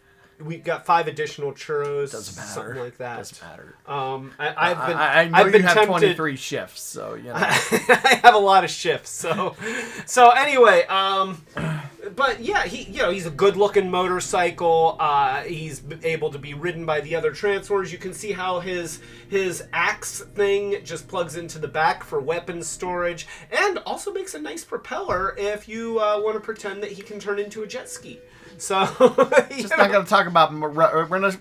Should we? I don't know if we want to mention Wreck-Gar motorboat, and so motorboat Wreck-Gar. No, if you don't get the reference, that's okay. I don't get it. It's a PG channel, so I don't get it. Some of you out there get it. No, nobody. But gets that's okay. Anyway, so there we go. So that's the motorcycle mode, and we're going to transform him into a robot because that's what we do here. We got the leg here that comes out, and there's okay. I thought he was going to put it in his mouth. So that's actually really cool. So that's fantastic. I didn't know it did that. I'm spinning it and blowing it. It's not go. It doesn't work when I don't spin it.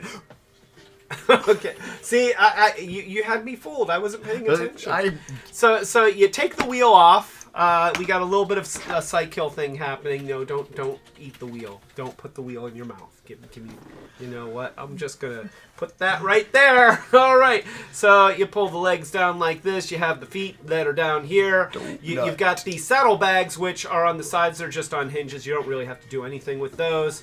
You got the arms here. They're gonna spread out. You got the other wheel, which we're just gonna put right in there so that Dawn does not try to eat it. And then you've got the body, which is in the middle. There's a body in the middle, and what we're going to do is we're going to swing the legs forward, and then we're going to. There's several hinge points here. You see that this is really just a linkage with several different pivot points. This is going to go up like this. That's going to go up like this, and then this midsection thing. Okay, this is oddly jointed. There's a lot going on here. Notice how that bends all together. That's going to come forward, and there's this thing right in here that's going to come forward with that. So you got to bring it all together and get it to pivot forward, and I'm not even sure how. This back is going to go down here. You're going to swing the legs down, which is going to create, this is pretty much the bottom half of the robot, and now somehow I have to make the body do what it's supposed to do. So I'm going to pull the arms all the way out. I'm going to get the handlebars up and out of the way, and now I've got to look. I'm sorry, I've got to look. I can pivot that up to reveal the head. There we go. So you pull the front out away from the windshield section, the front section of the motorcycle, and that allows you to move this up like this, and to get his, you see how this whole linkage thing kind of collapse into the midsection, and now his shoulders can go right in here, and they can go forward in here, and then that's going to collapse together so that the chest can meet with the shoulders. You tip the head forward, and then, oh, you know what? Before we do that, I think this folds in there. Yeah, that folds in there, and now everything collapses together. And it just closes up nice and neat. There we go. Play with his nipple cannons. Play with his nipple cannons, because you know you want to. You know you want to. The fists come out of the back of the arms right here. You're just going to flip those around like that. And there he is. That is Wreck-Gar. And now we can take these, and you can put one on his leg, and you can put one on his arm. And if you're and then you've got his axe thing, and you can put that in his hand, and blam, there he is. In all of his ba-weep, grana-weep goodness. Yeah. See what I said there? Ba-weep, grana-weep goodness. Because... You complain about my singing. Their jokes are worse. You know what? These are the jokes, folks. These are the jokes. So there he is. Excellent face sculpt. He looks good. He looks like he did in Transformers the movie. Yeah, I'm playing with the nipple cannons. How can I not? I mean, how can you not? They put them on ball joints, and they're just they're everywhere. I want to make a Wreck-Gar Halloween cosplay and have nipple cannons that shoot, like, maybe they squirt milk or something. I wasn't gonna say that, but he goes there. He goes there anyway. I mean, they're cannons on his. He's got. It's not. I didn't design the character. It's not my fault.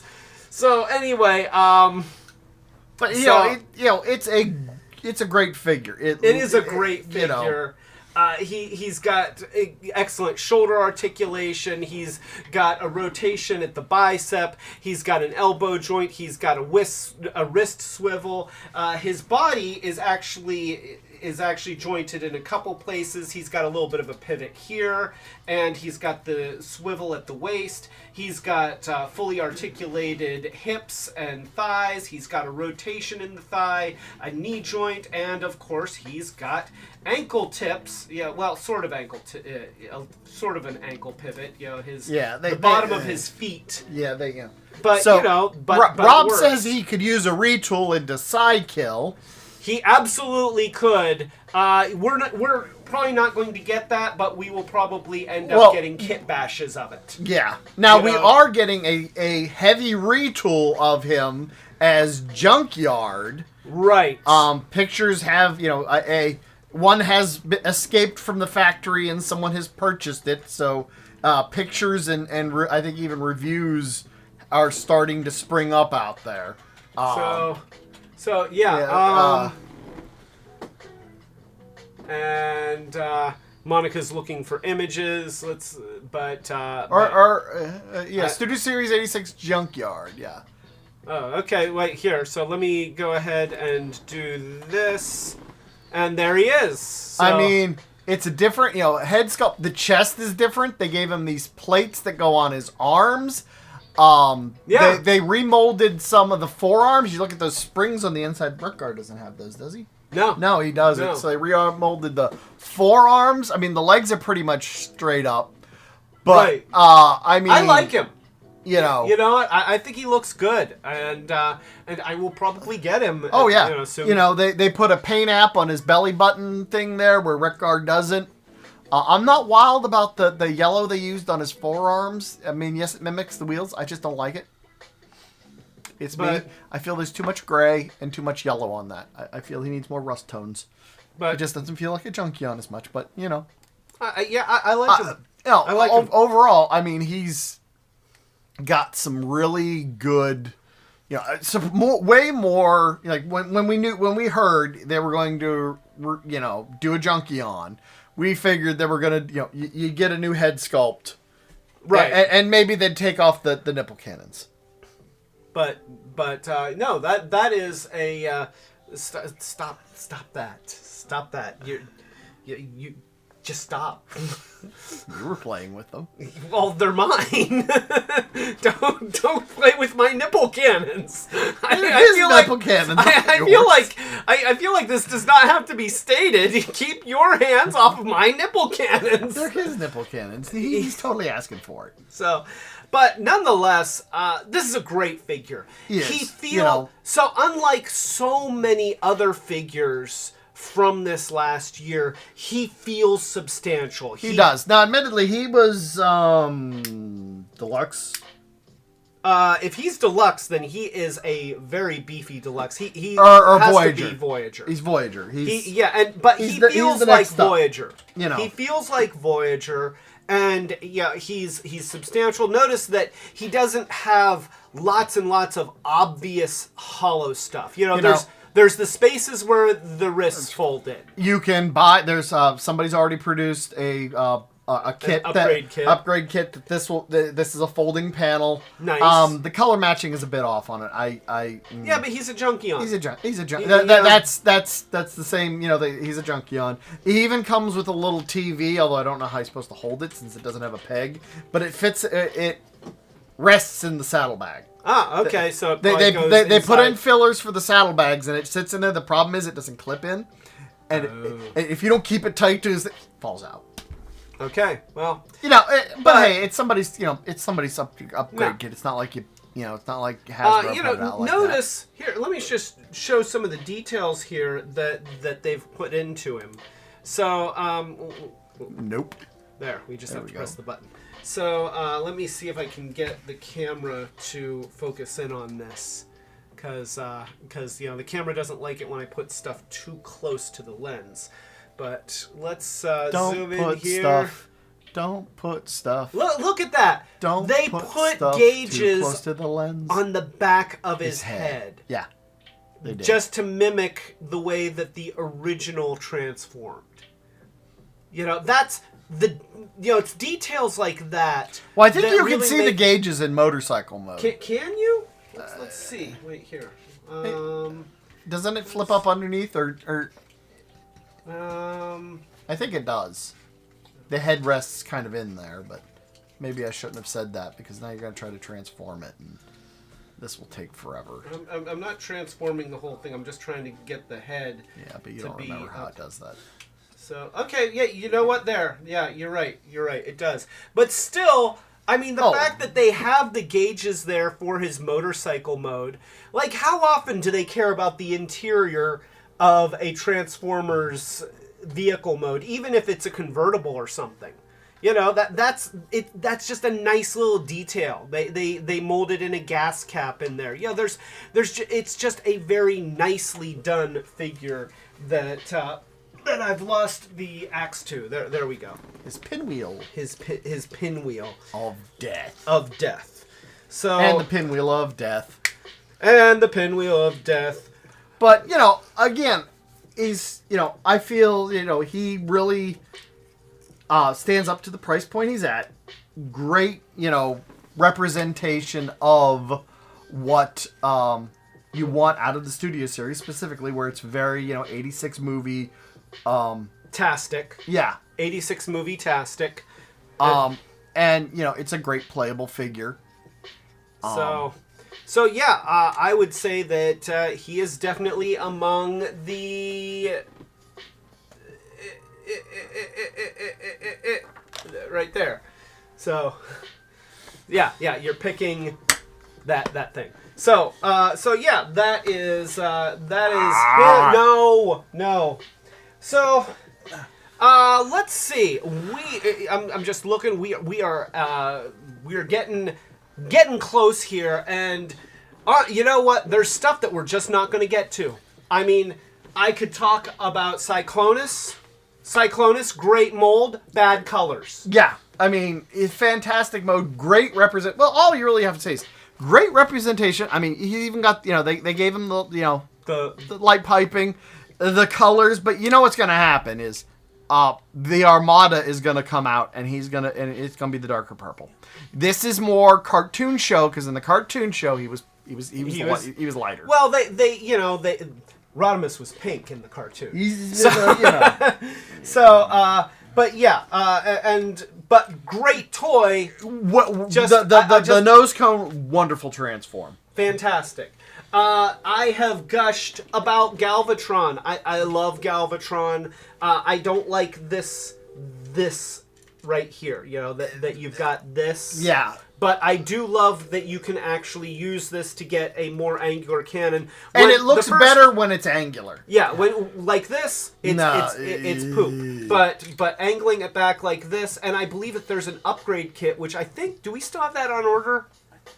So there's an upgrade kit that actually fills in that gap, and I think that's going to help a lot. This is another brilliantly designed toy.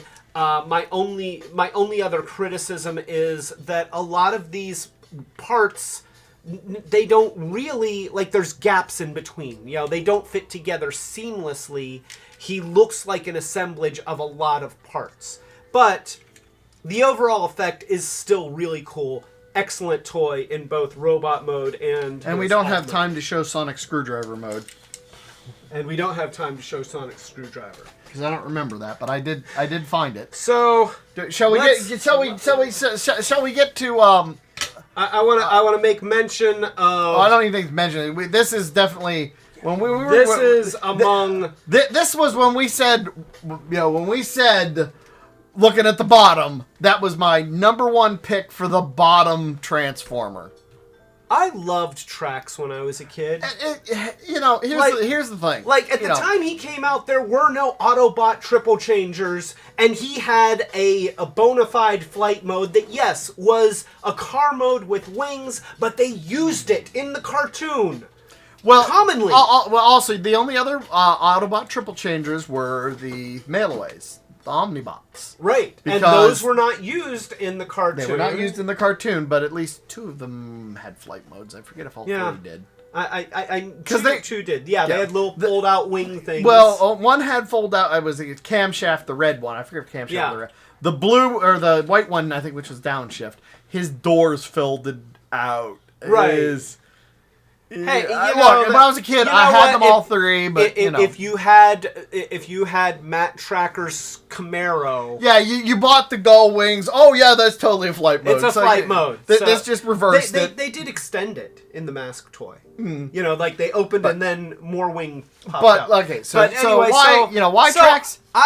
I was really excited to get Trax, and first of all, when you transform him into car mode, his fenders never want to stay. Yeah, they don't. The tolerances on the are bad. Also, I had to cut off a nub on the front of the windshield that kept this from being able to fold. And that is something that many people have complained about with this mold. Yeah, you can't transform him out of the Road box. Rage.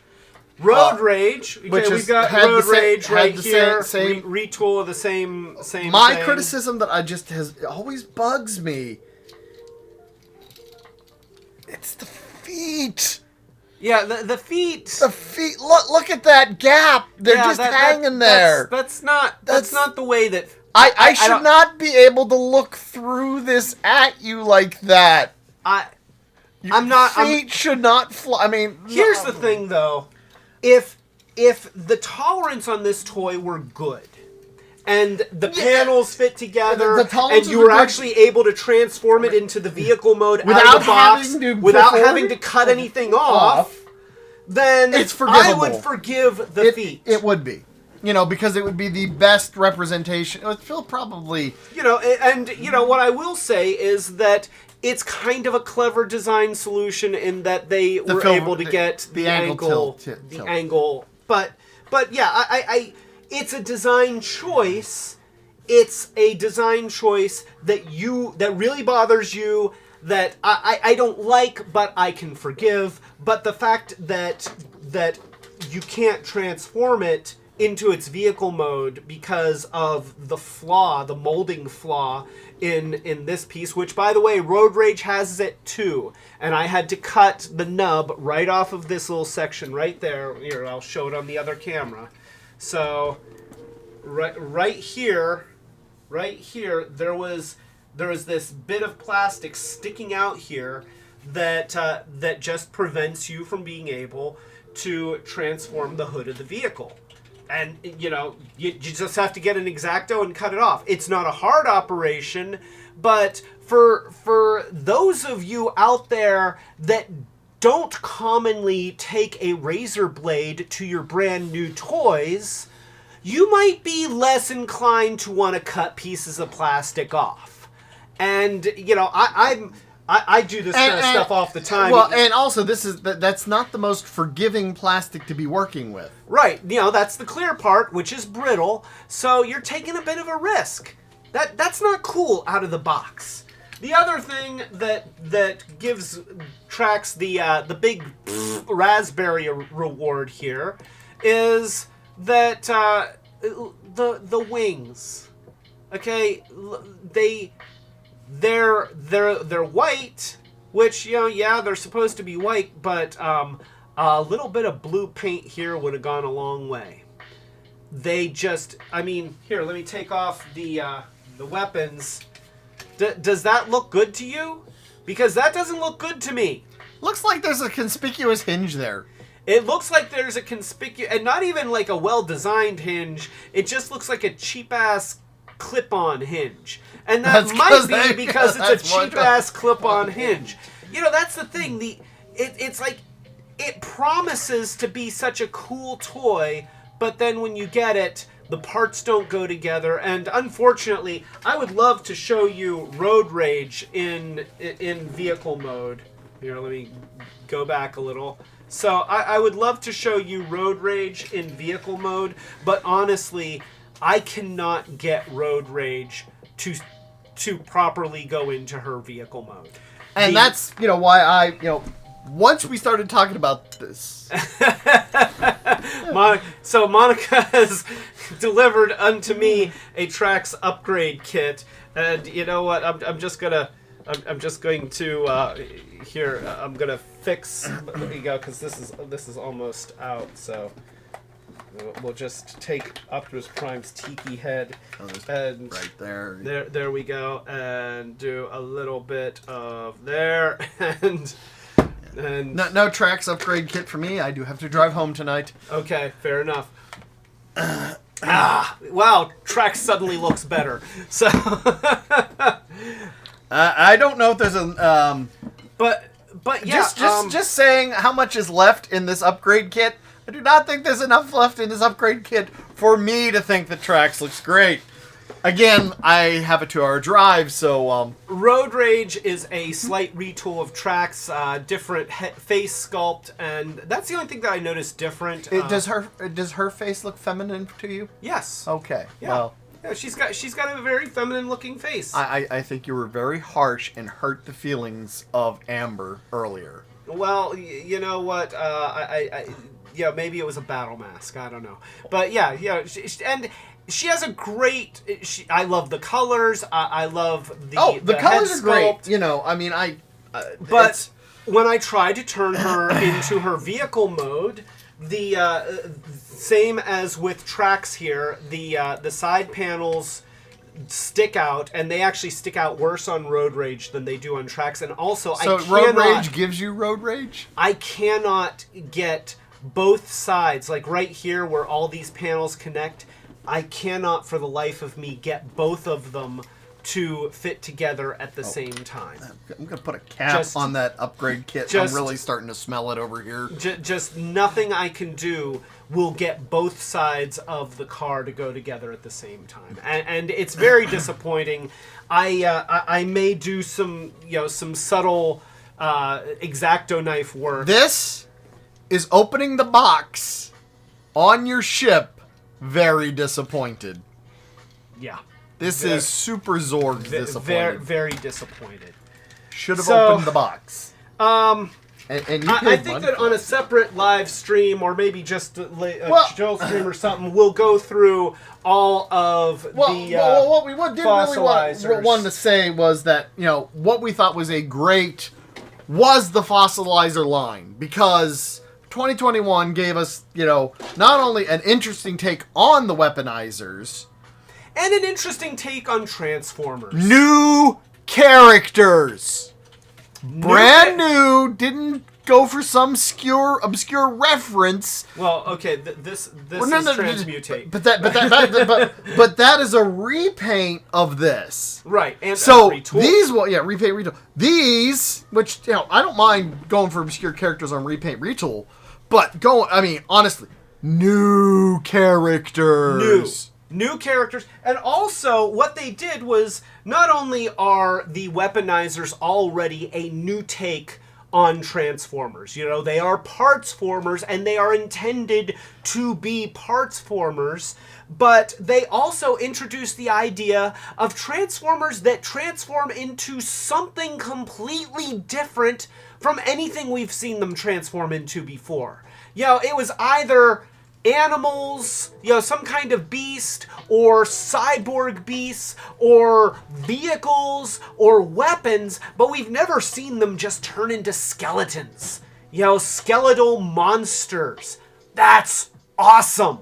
And it's so cool. And also, these guys can be reassembled. They are intended to be taken apart and reassembled to form a giant Gestalt mode. And I would love to show that, but, I feel like we're just running out of time. Well, like I said, and then you got the tiny little one over there. And you got this guy that doesn't come apart, but he also turns into a skeleton, He's which I say... complete new Transformer. Complete new Transformer. So They I love haven't all of these they haven't guys. really done that in a long time, Look, And- I love but the then- nostalgia throwback. But then I just have a bag of the Beast characters from Kingdom. So we got Cheetor, we've got Black Arachnia, we've got Rhinox, Rat Trap, Scorponok. So we got all of these Beast era characters reimagined, redesigned for the Kingdom line, and none of them have 5mm ports that allow them to use the fossilizers. These are the guys that I want to put animal bones on.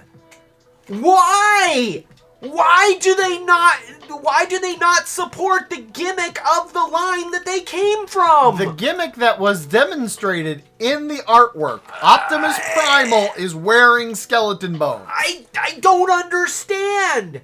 And then you have the robot characters, which are mostly Studio 86 characters, but part of the Kingdom line that do have the ports. And then you have the Studio 86 line that doesn't have the ports. So 2/3 of all the Transformers that they came out with during the line where they introduced fossilizers can't use the fossilizers.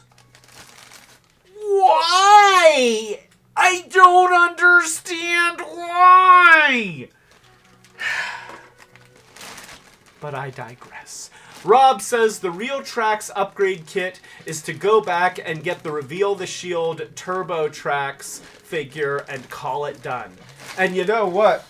We actually have the Reveal the Shield Turbo Trax. I wish he had different flames. I don't feel like the flames are very well done. But nonetheless, we do have Turbo Trax here, and I can't get his thing to close. But Trax has problems. You just look. Even this one can't get him into his car mode. But yeah, this is this is actually really cool. And at some point we'll just have to do a Trax stream, because Trax could use a stream. So all right. Do we really want to touch on Shattered Glass? No, we're not doing All right. So let's talk about. Now you have okay. Okay, good. Yeah. So I think that last and certainly not least, we've got probably both a high and a low point of 2021. Dinobot. And this is for the most part, you look at the beast mode, and he looks really good. Yeah, he has some robot feet down here, but it's not terrible. For the most part, the body is good. He's got very opposable appendages. He's got posable legs. He's got great claws. He's got a mouth that opens and closes.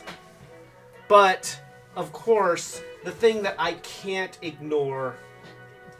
How can you? I mean, honestly, Hasbro, what were you thinking? Hold on. Hand it to me. Okay. So...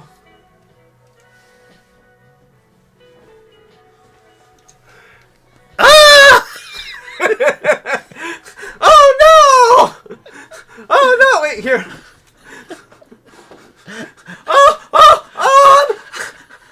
I'm hyperventilating. I don't know what's going on. Oh, I need air. He's bought alone. Like Home Alone. The best I can do is arms don't get, well, they get a little closer, but, you know. I mean... Yeah, sure. I'll tell you what. These flappy hands are good for comedy gold. However, comedy gold is not what you buy Transformers for. At least not Dinobot. Okay, maybe Wheelie, but I don't understand at what point. I see those hands and think Misa don't like those hands no much. Thank you for that, Jar Jar. You know what? There. It's better. I have started on an upgrade, and we're not quite there yet, but we have the beginnings. These are going to get covered in Sculpey. I kind of like those just the way they are. So here, let me just show this on the other camera, and there he is. So I have created the wire constructions of three-fingered claws that will get covered in Sculpey and get baked and sanded and maybe painted to give him raptor claws that don't look like little flappy hands, like what is this? I don't understand what this is. I mean, I feel like somebody You can't even do Kermit the Frog flappy hands clap because they don't go the right way. Because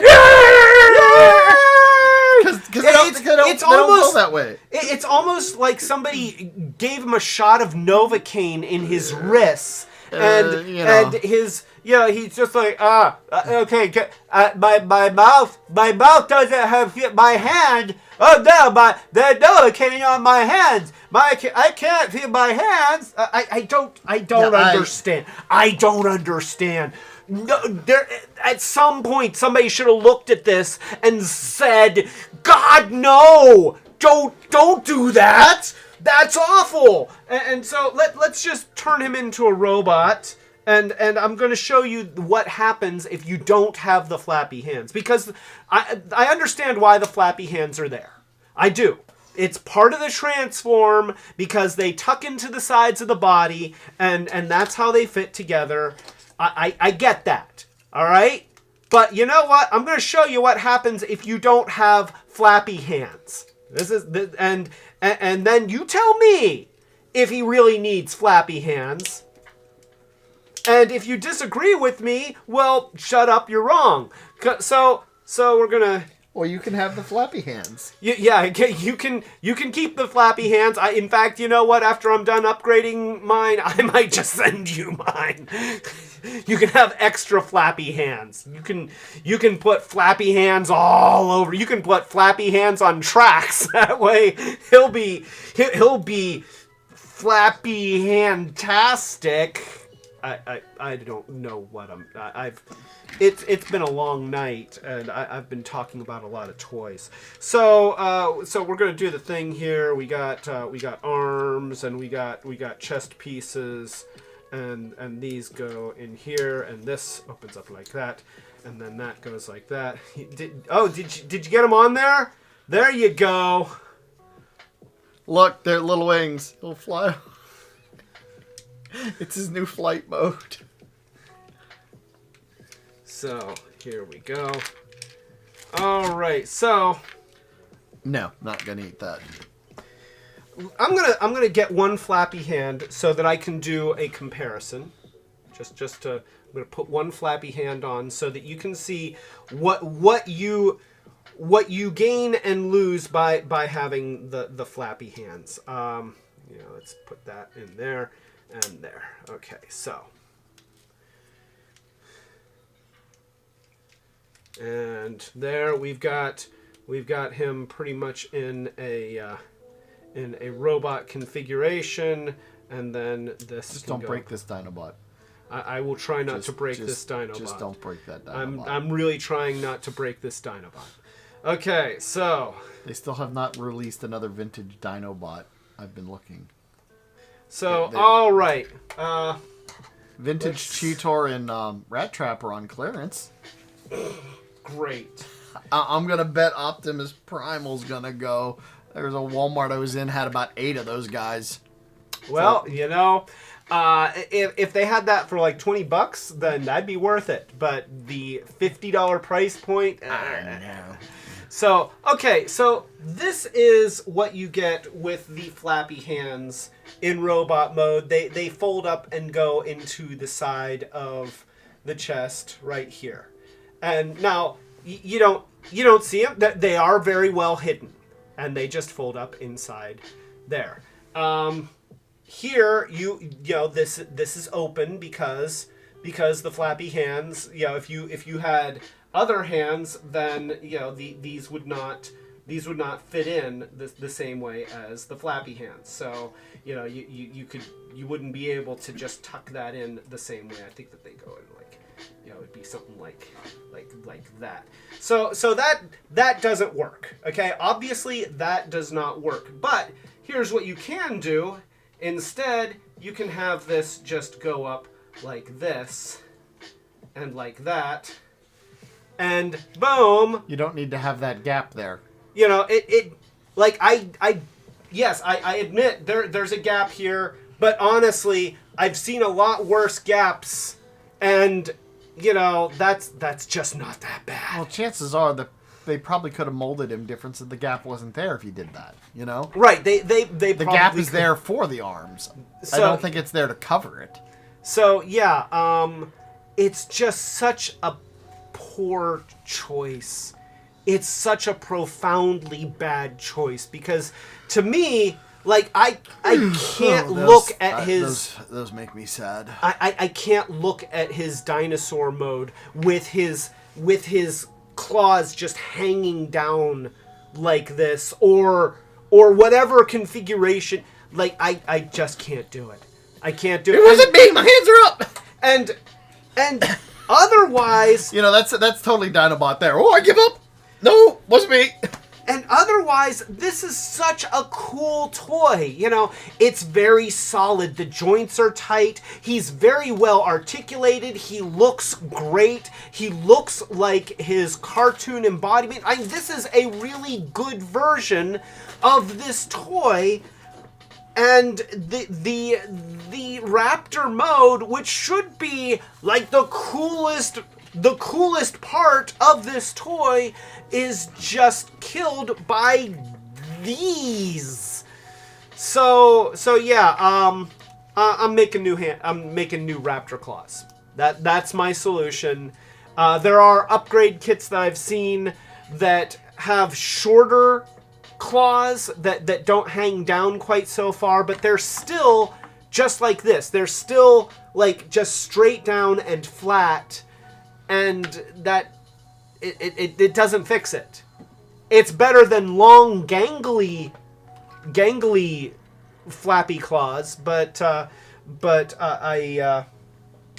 what'd you do? I just put the tail on. So Oh, I just got okay. this long tail. Yeah, chilling well, out see, right there. the thing is that the tail, like Splits the apart. original, Splits apart. Yeah, It I was playing with it. it does this. Yeah. That's another thing that I guess I should show.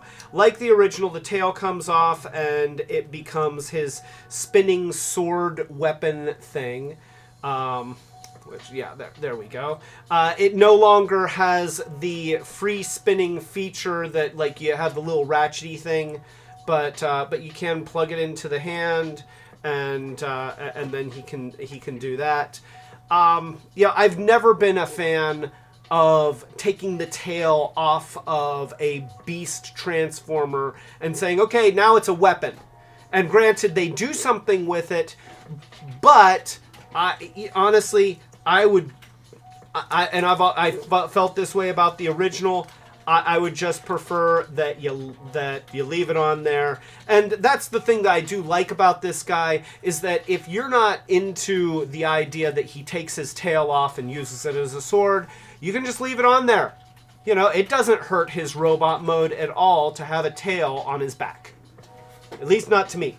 So yeah, I would say this character really good, and these really bad, and you just have to separate them, and then you've got a really good toy. And you know, I've even looked at Walmart at some of their dinosaur toys, and like for $8 I could buy a dinosaur toy that has claws that are about the right size, and cut them off, and then I could cut these off, cut the sockets off, and glue them together, and maybe paint them. But I just decided that I'll make these out of paper clips. I think you'd have less money involved there. Yeah, and I have much less money.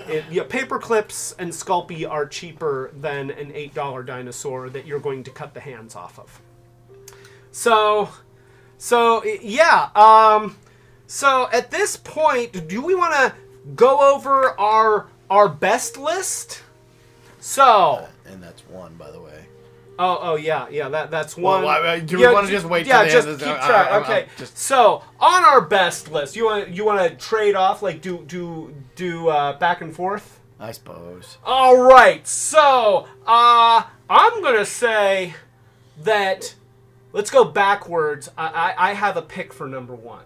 Well, okay. Okay. So here's our runners up for best list. We've got Tyrannicon Rex. You're putting that as a runner-up? Let's just list everything, Okay. and then we'll announce who each right. of our picks are. So we got to go in order, huh? So I got Huffer. Sure. Yes, you got Huffer. We got Commander Rodimus Prime. Rickar! And we've got 96% of Dinobot. That's our best list. All right, and so for what would you say? What is your favorite? I'm gonna go with Amber. I don't like the name, but overall, she's buried She's right there. No, she's right there. Yeah, it's a really great toy, and a really great deco, really great packaging. Horrible freaking name. Horrible name. But to be honest, I can live with a bad name, because we can. Look, I mean, we've lived through GoBots, so you know. Yeah, it's true. I have forgiven a lot of GoBots with terrible names. So yeah, but this, I mean, that's and what's great is the packaging is so good that I have been in Target and seen this on the store shelves, and then walked around the corner to the next aisle over where they had Jurassic Park toys, and they have the T-Rex and the Jeep, and gotten them confused.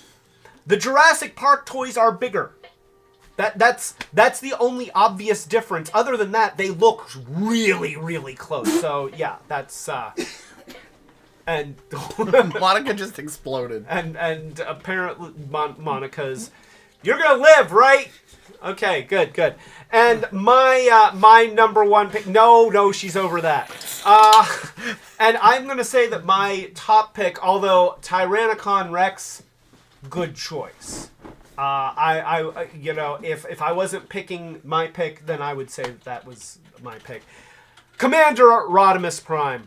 I feel like Commander Rodimus Prime fulfills a promise that was made to an entire generation almost 40 years ago.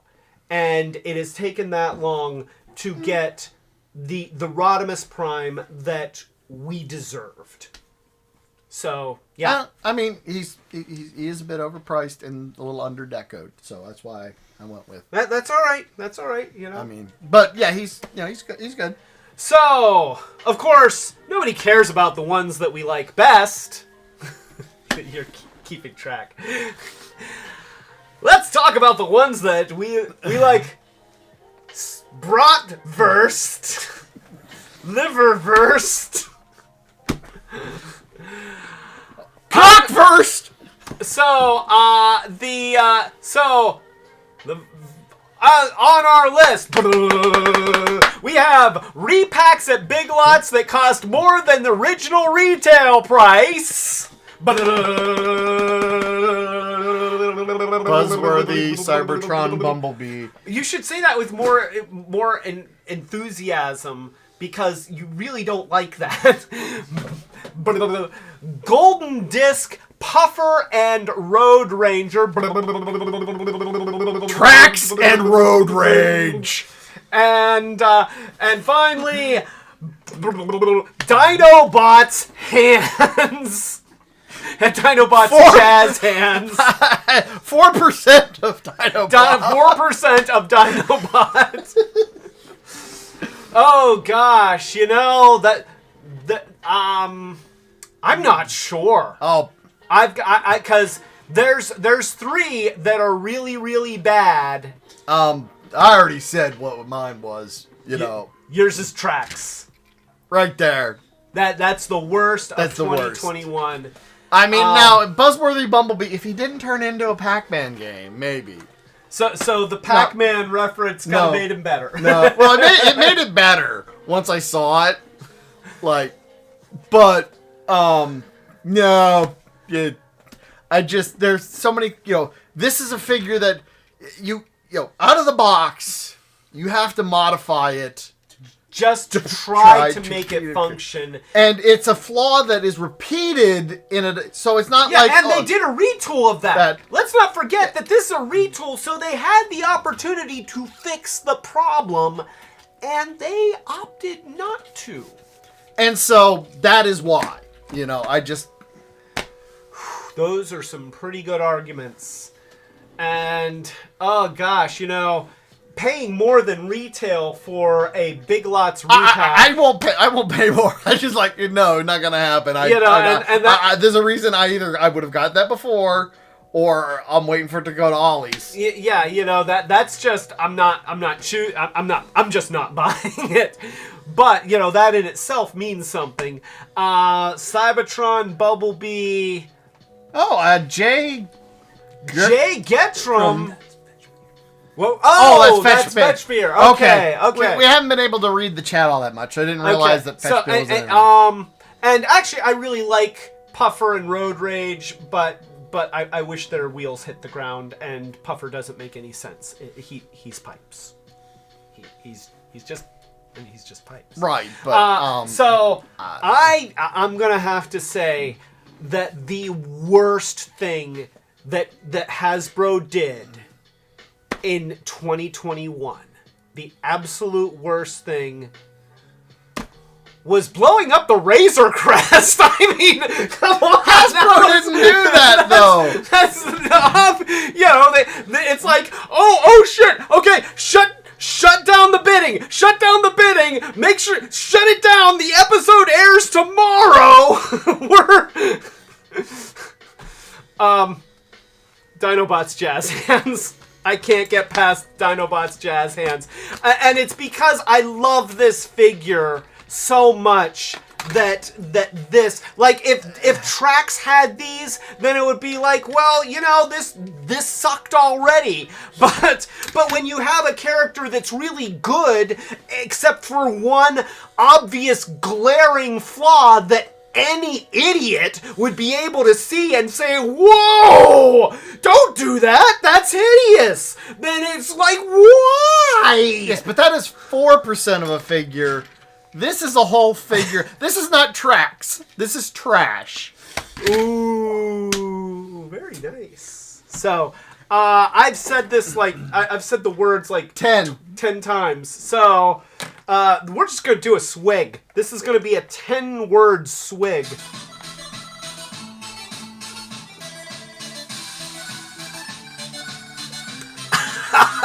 I forgot how I added that Trax upgrade kit. That's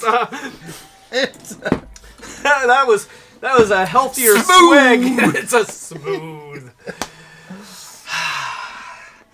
So that's it. I hope you enjoyed this stroll down 2020's ups and downs in the Transformers world.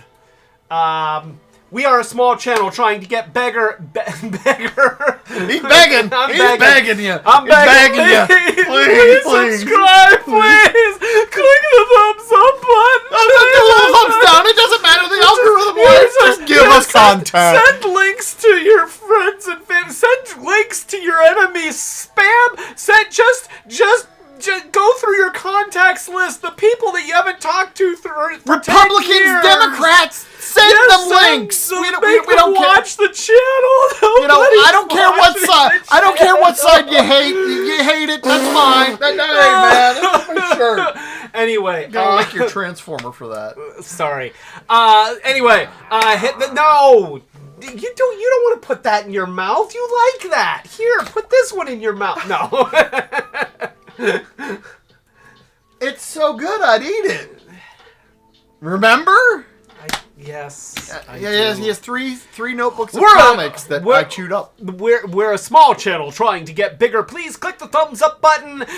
Subscribe if you haven't subscribed. Click the notification bell so that you know when we're doing live streams like this one or our short circuits videos, which we will start doing again sometime soon. And so next week, we are definitely not talking about Omega Supreme. It is a live stream all about not Omega Supreme. So, with that being said, a toast to all of you out there who have joined us. Rob S. Happy birthday, Rob! Happy birthday! No, not happy birthday! Thank you! Connie, Nathan, Lyric, and you skipped over Joy, who is feeling sick. Oh, okay, sorry, it was before the parentheses. But anyway, we'll get Joy, okay? A toast to Connie, Nathan, Lyric, and Cadence. A toast to Joy. Who's not feeling well. Not feeling well. A toast to Michael and Asher Spicer. A toast to Paul. A toast to Chris Remley. A toast to Setsune. A toast to Entertainer 13. A toast to Fetch Beer. A toast to Tim Kangaroo. Clink. Thank you all so much for joining me. Clunk Junk. Is that Clunk Junk? Thank you so much for joining us. This has been a lot of fun. And now I think that we have officially closed the door on 2021. Join us for the rest of the year. We're going to keep doing it, and it's going to be awesome. And this is Clay. And Dawn. Telling you. No, come on, do it. Nope. Come on. No, telling don't you. do it. Don't do come it. on. Telling you. Come on. Do Don't it. do it. Do it. Come on. Don't do it. Telling you to keep it Retrobot. Don't do it. My name is Dawn. Keep it Retrobot. See, that was Dawn. That was Dawn saying that. For you, Prime. That was carry that Lord Prime. I'm Huffer. That was Dawn. That he was just wishing everybody to keep it retro. But very good, Dawn. You did a great job there. I appreciate you. You can trax it.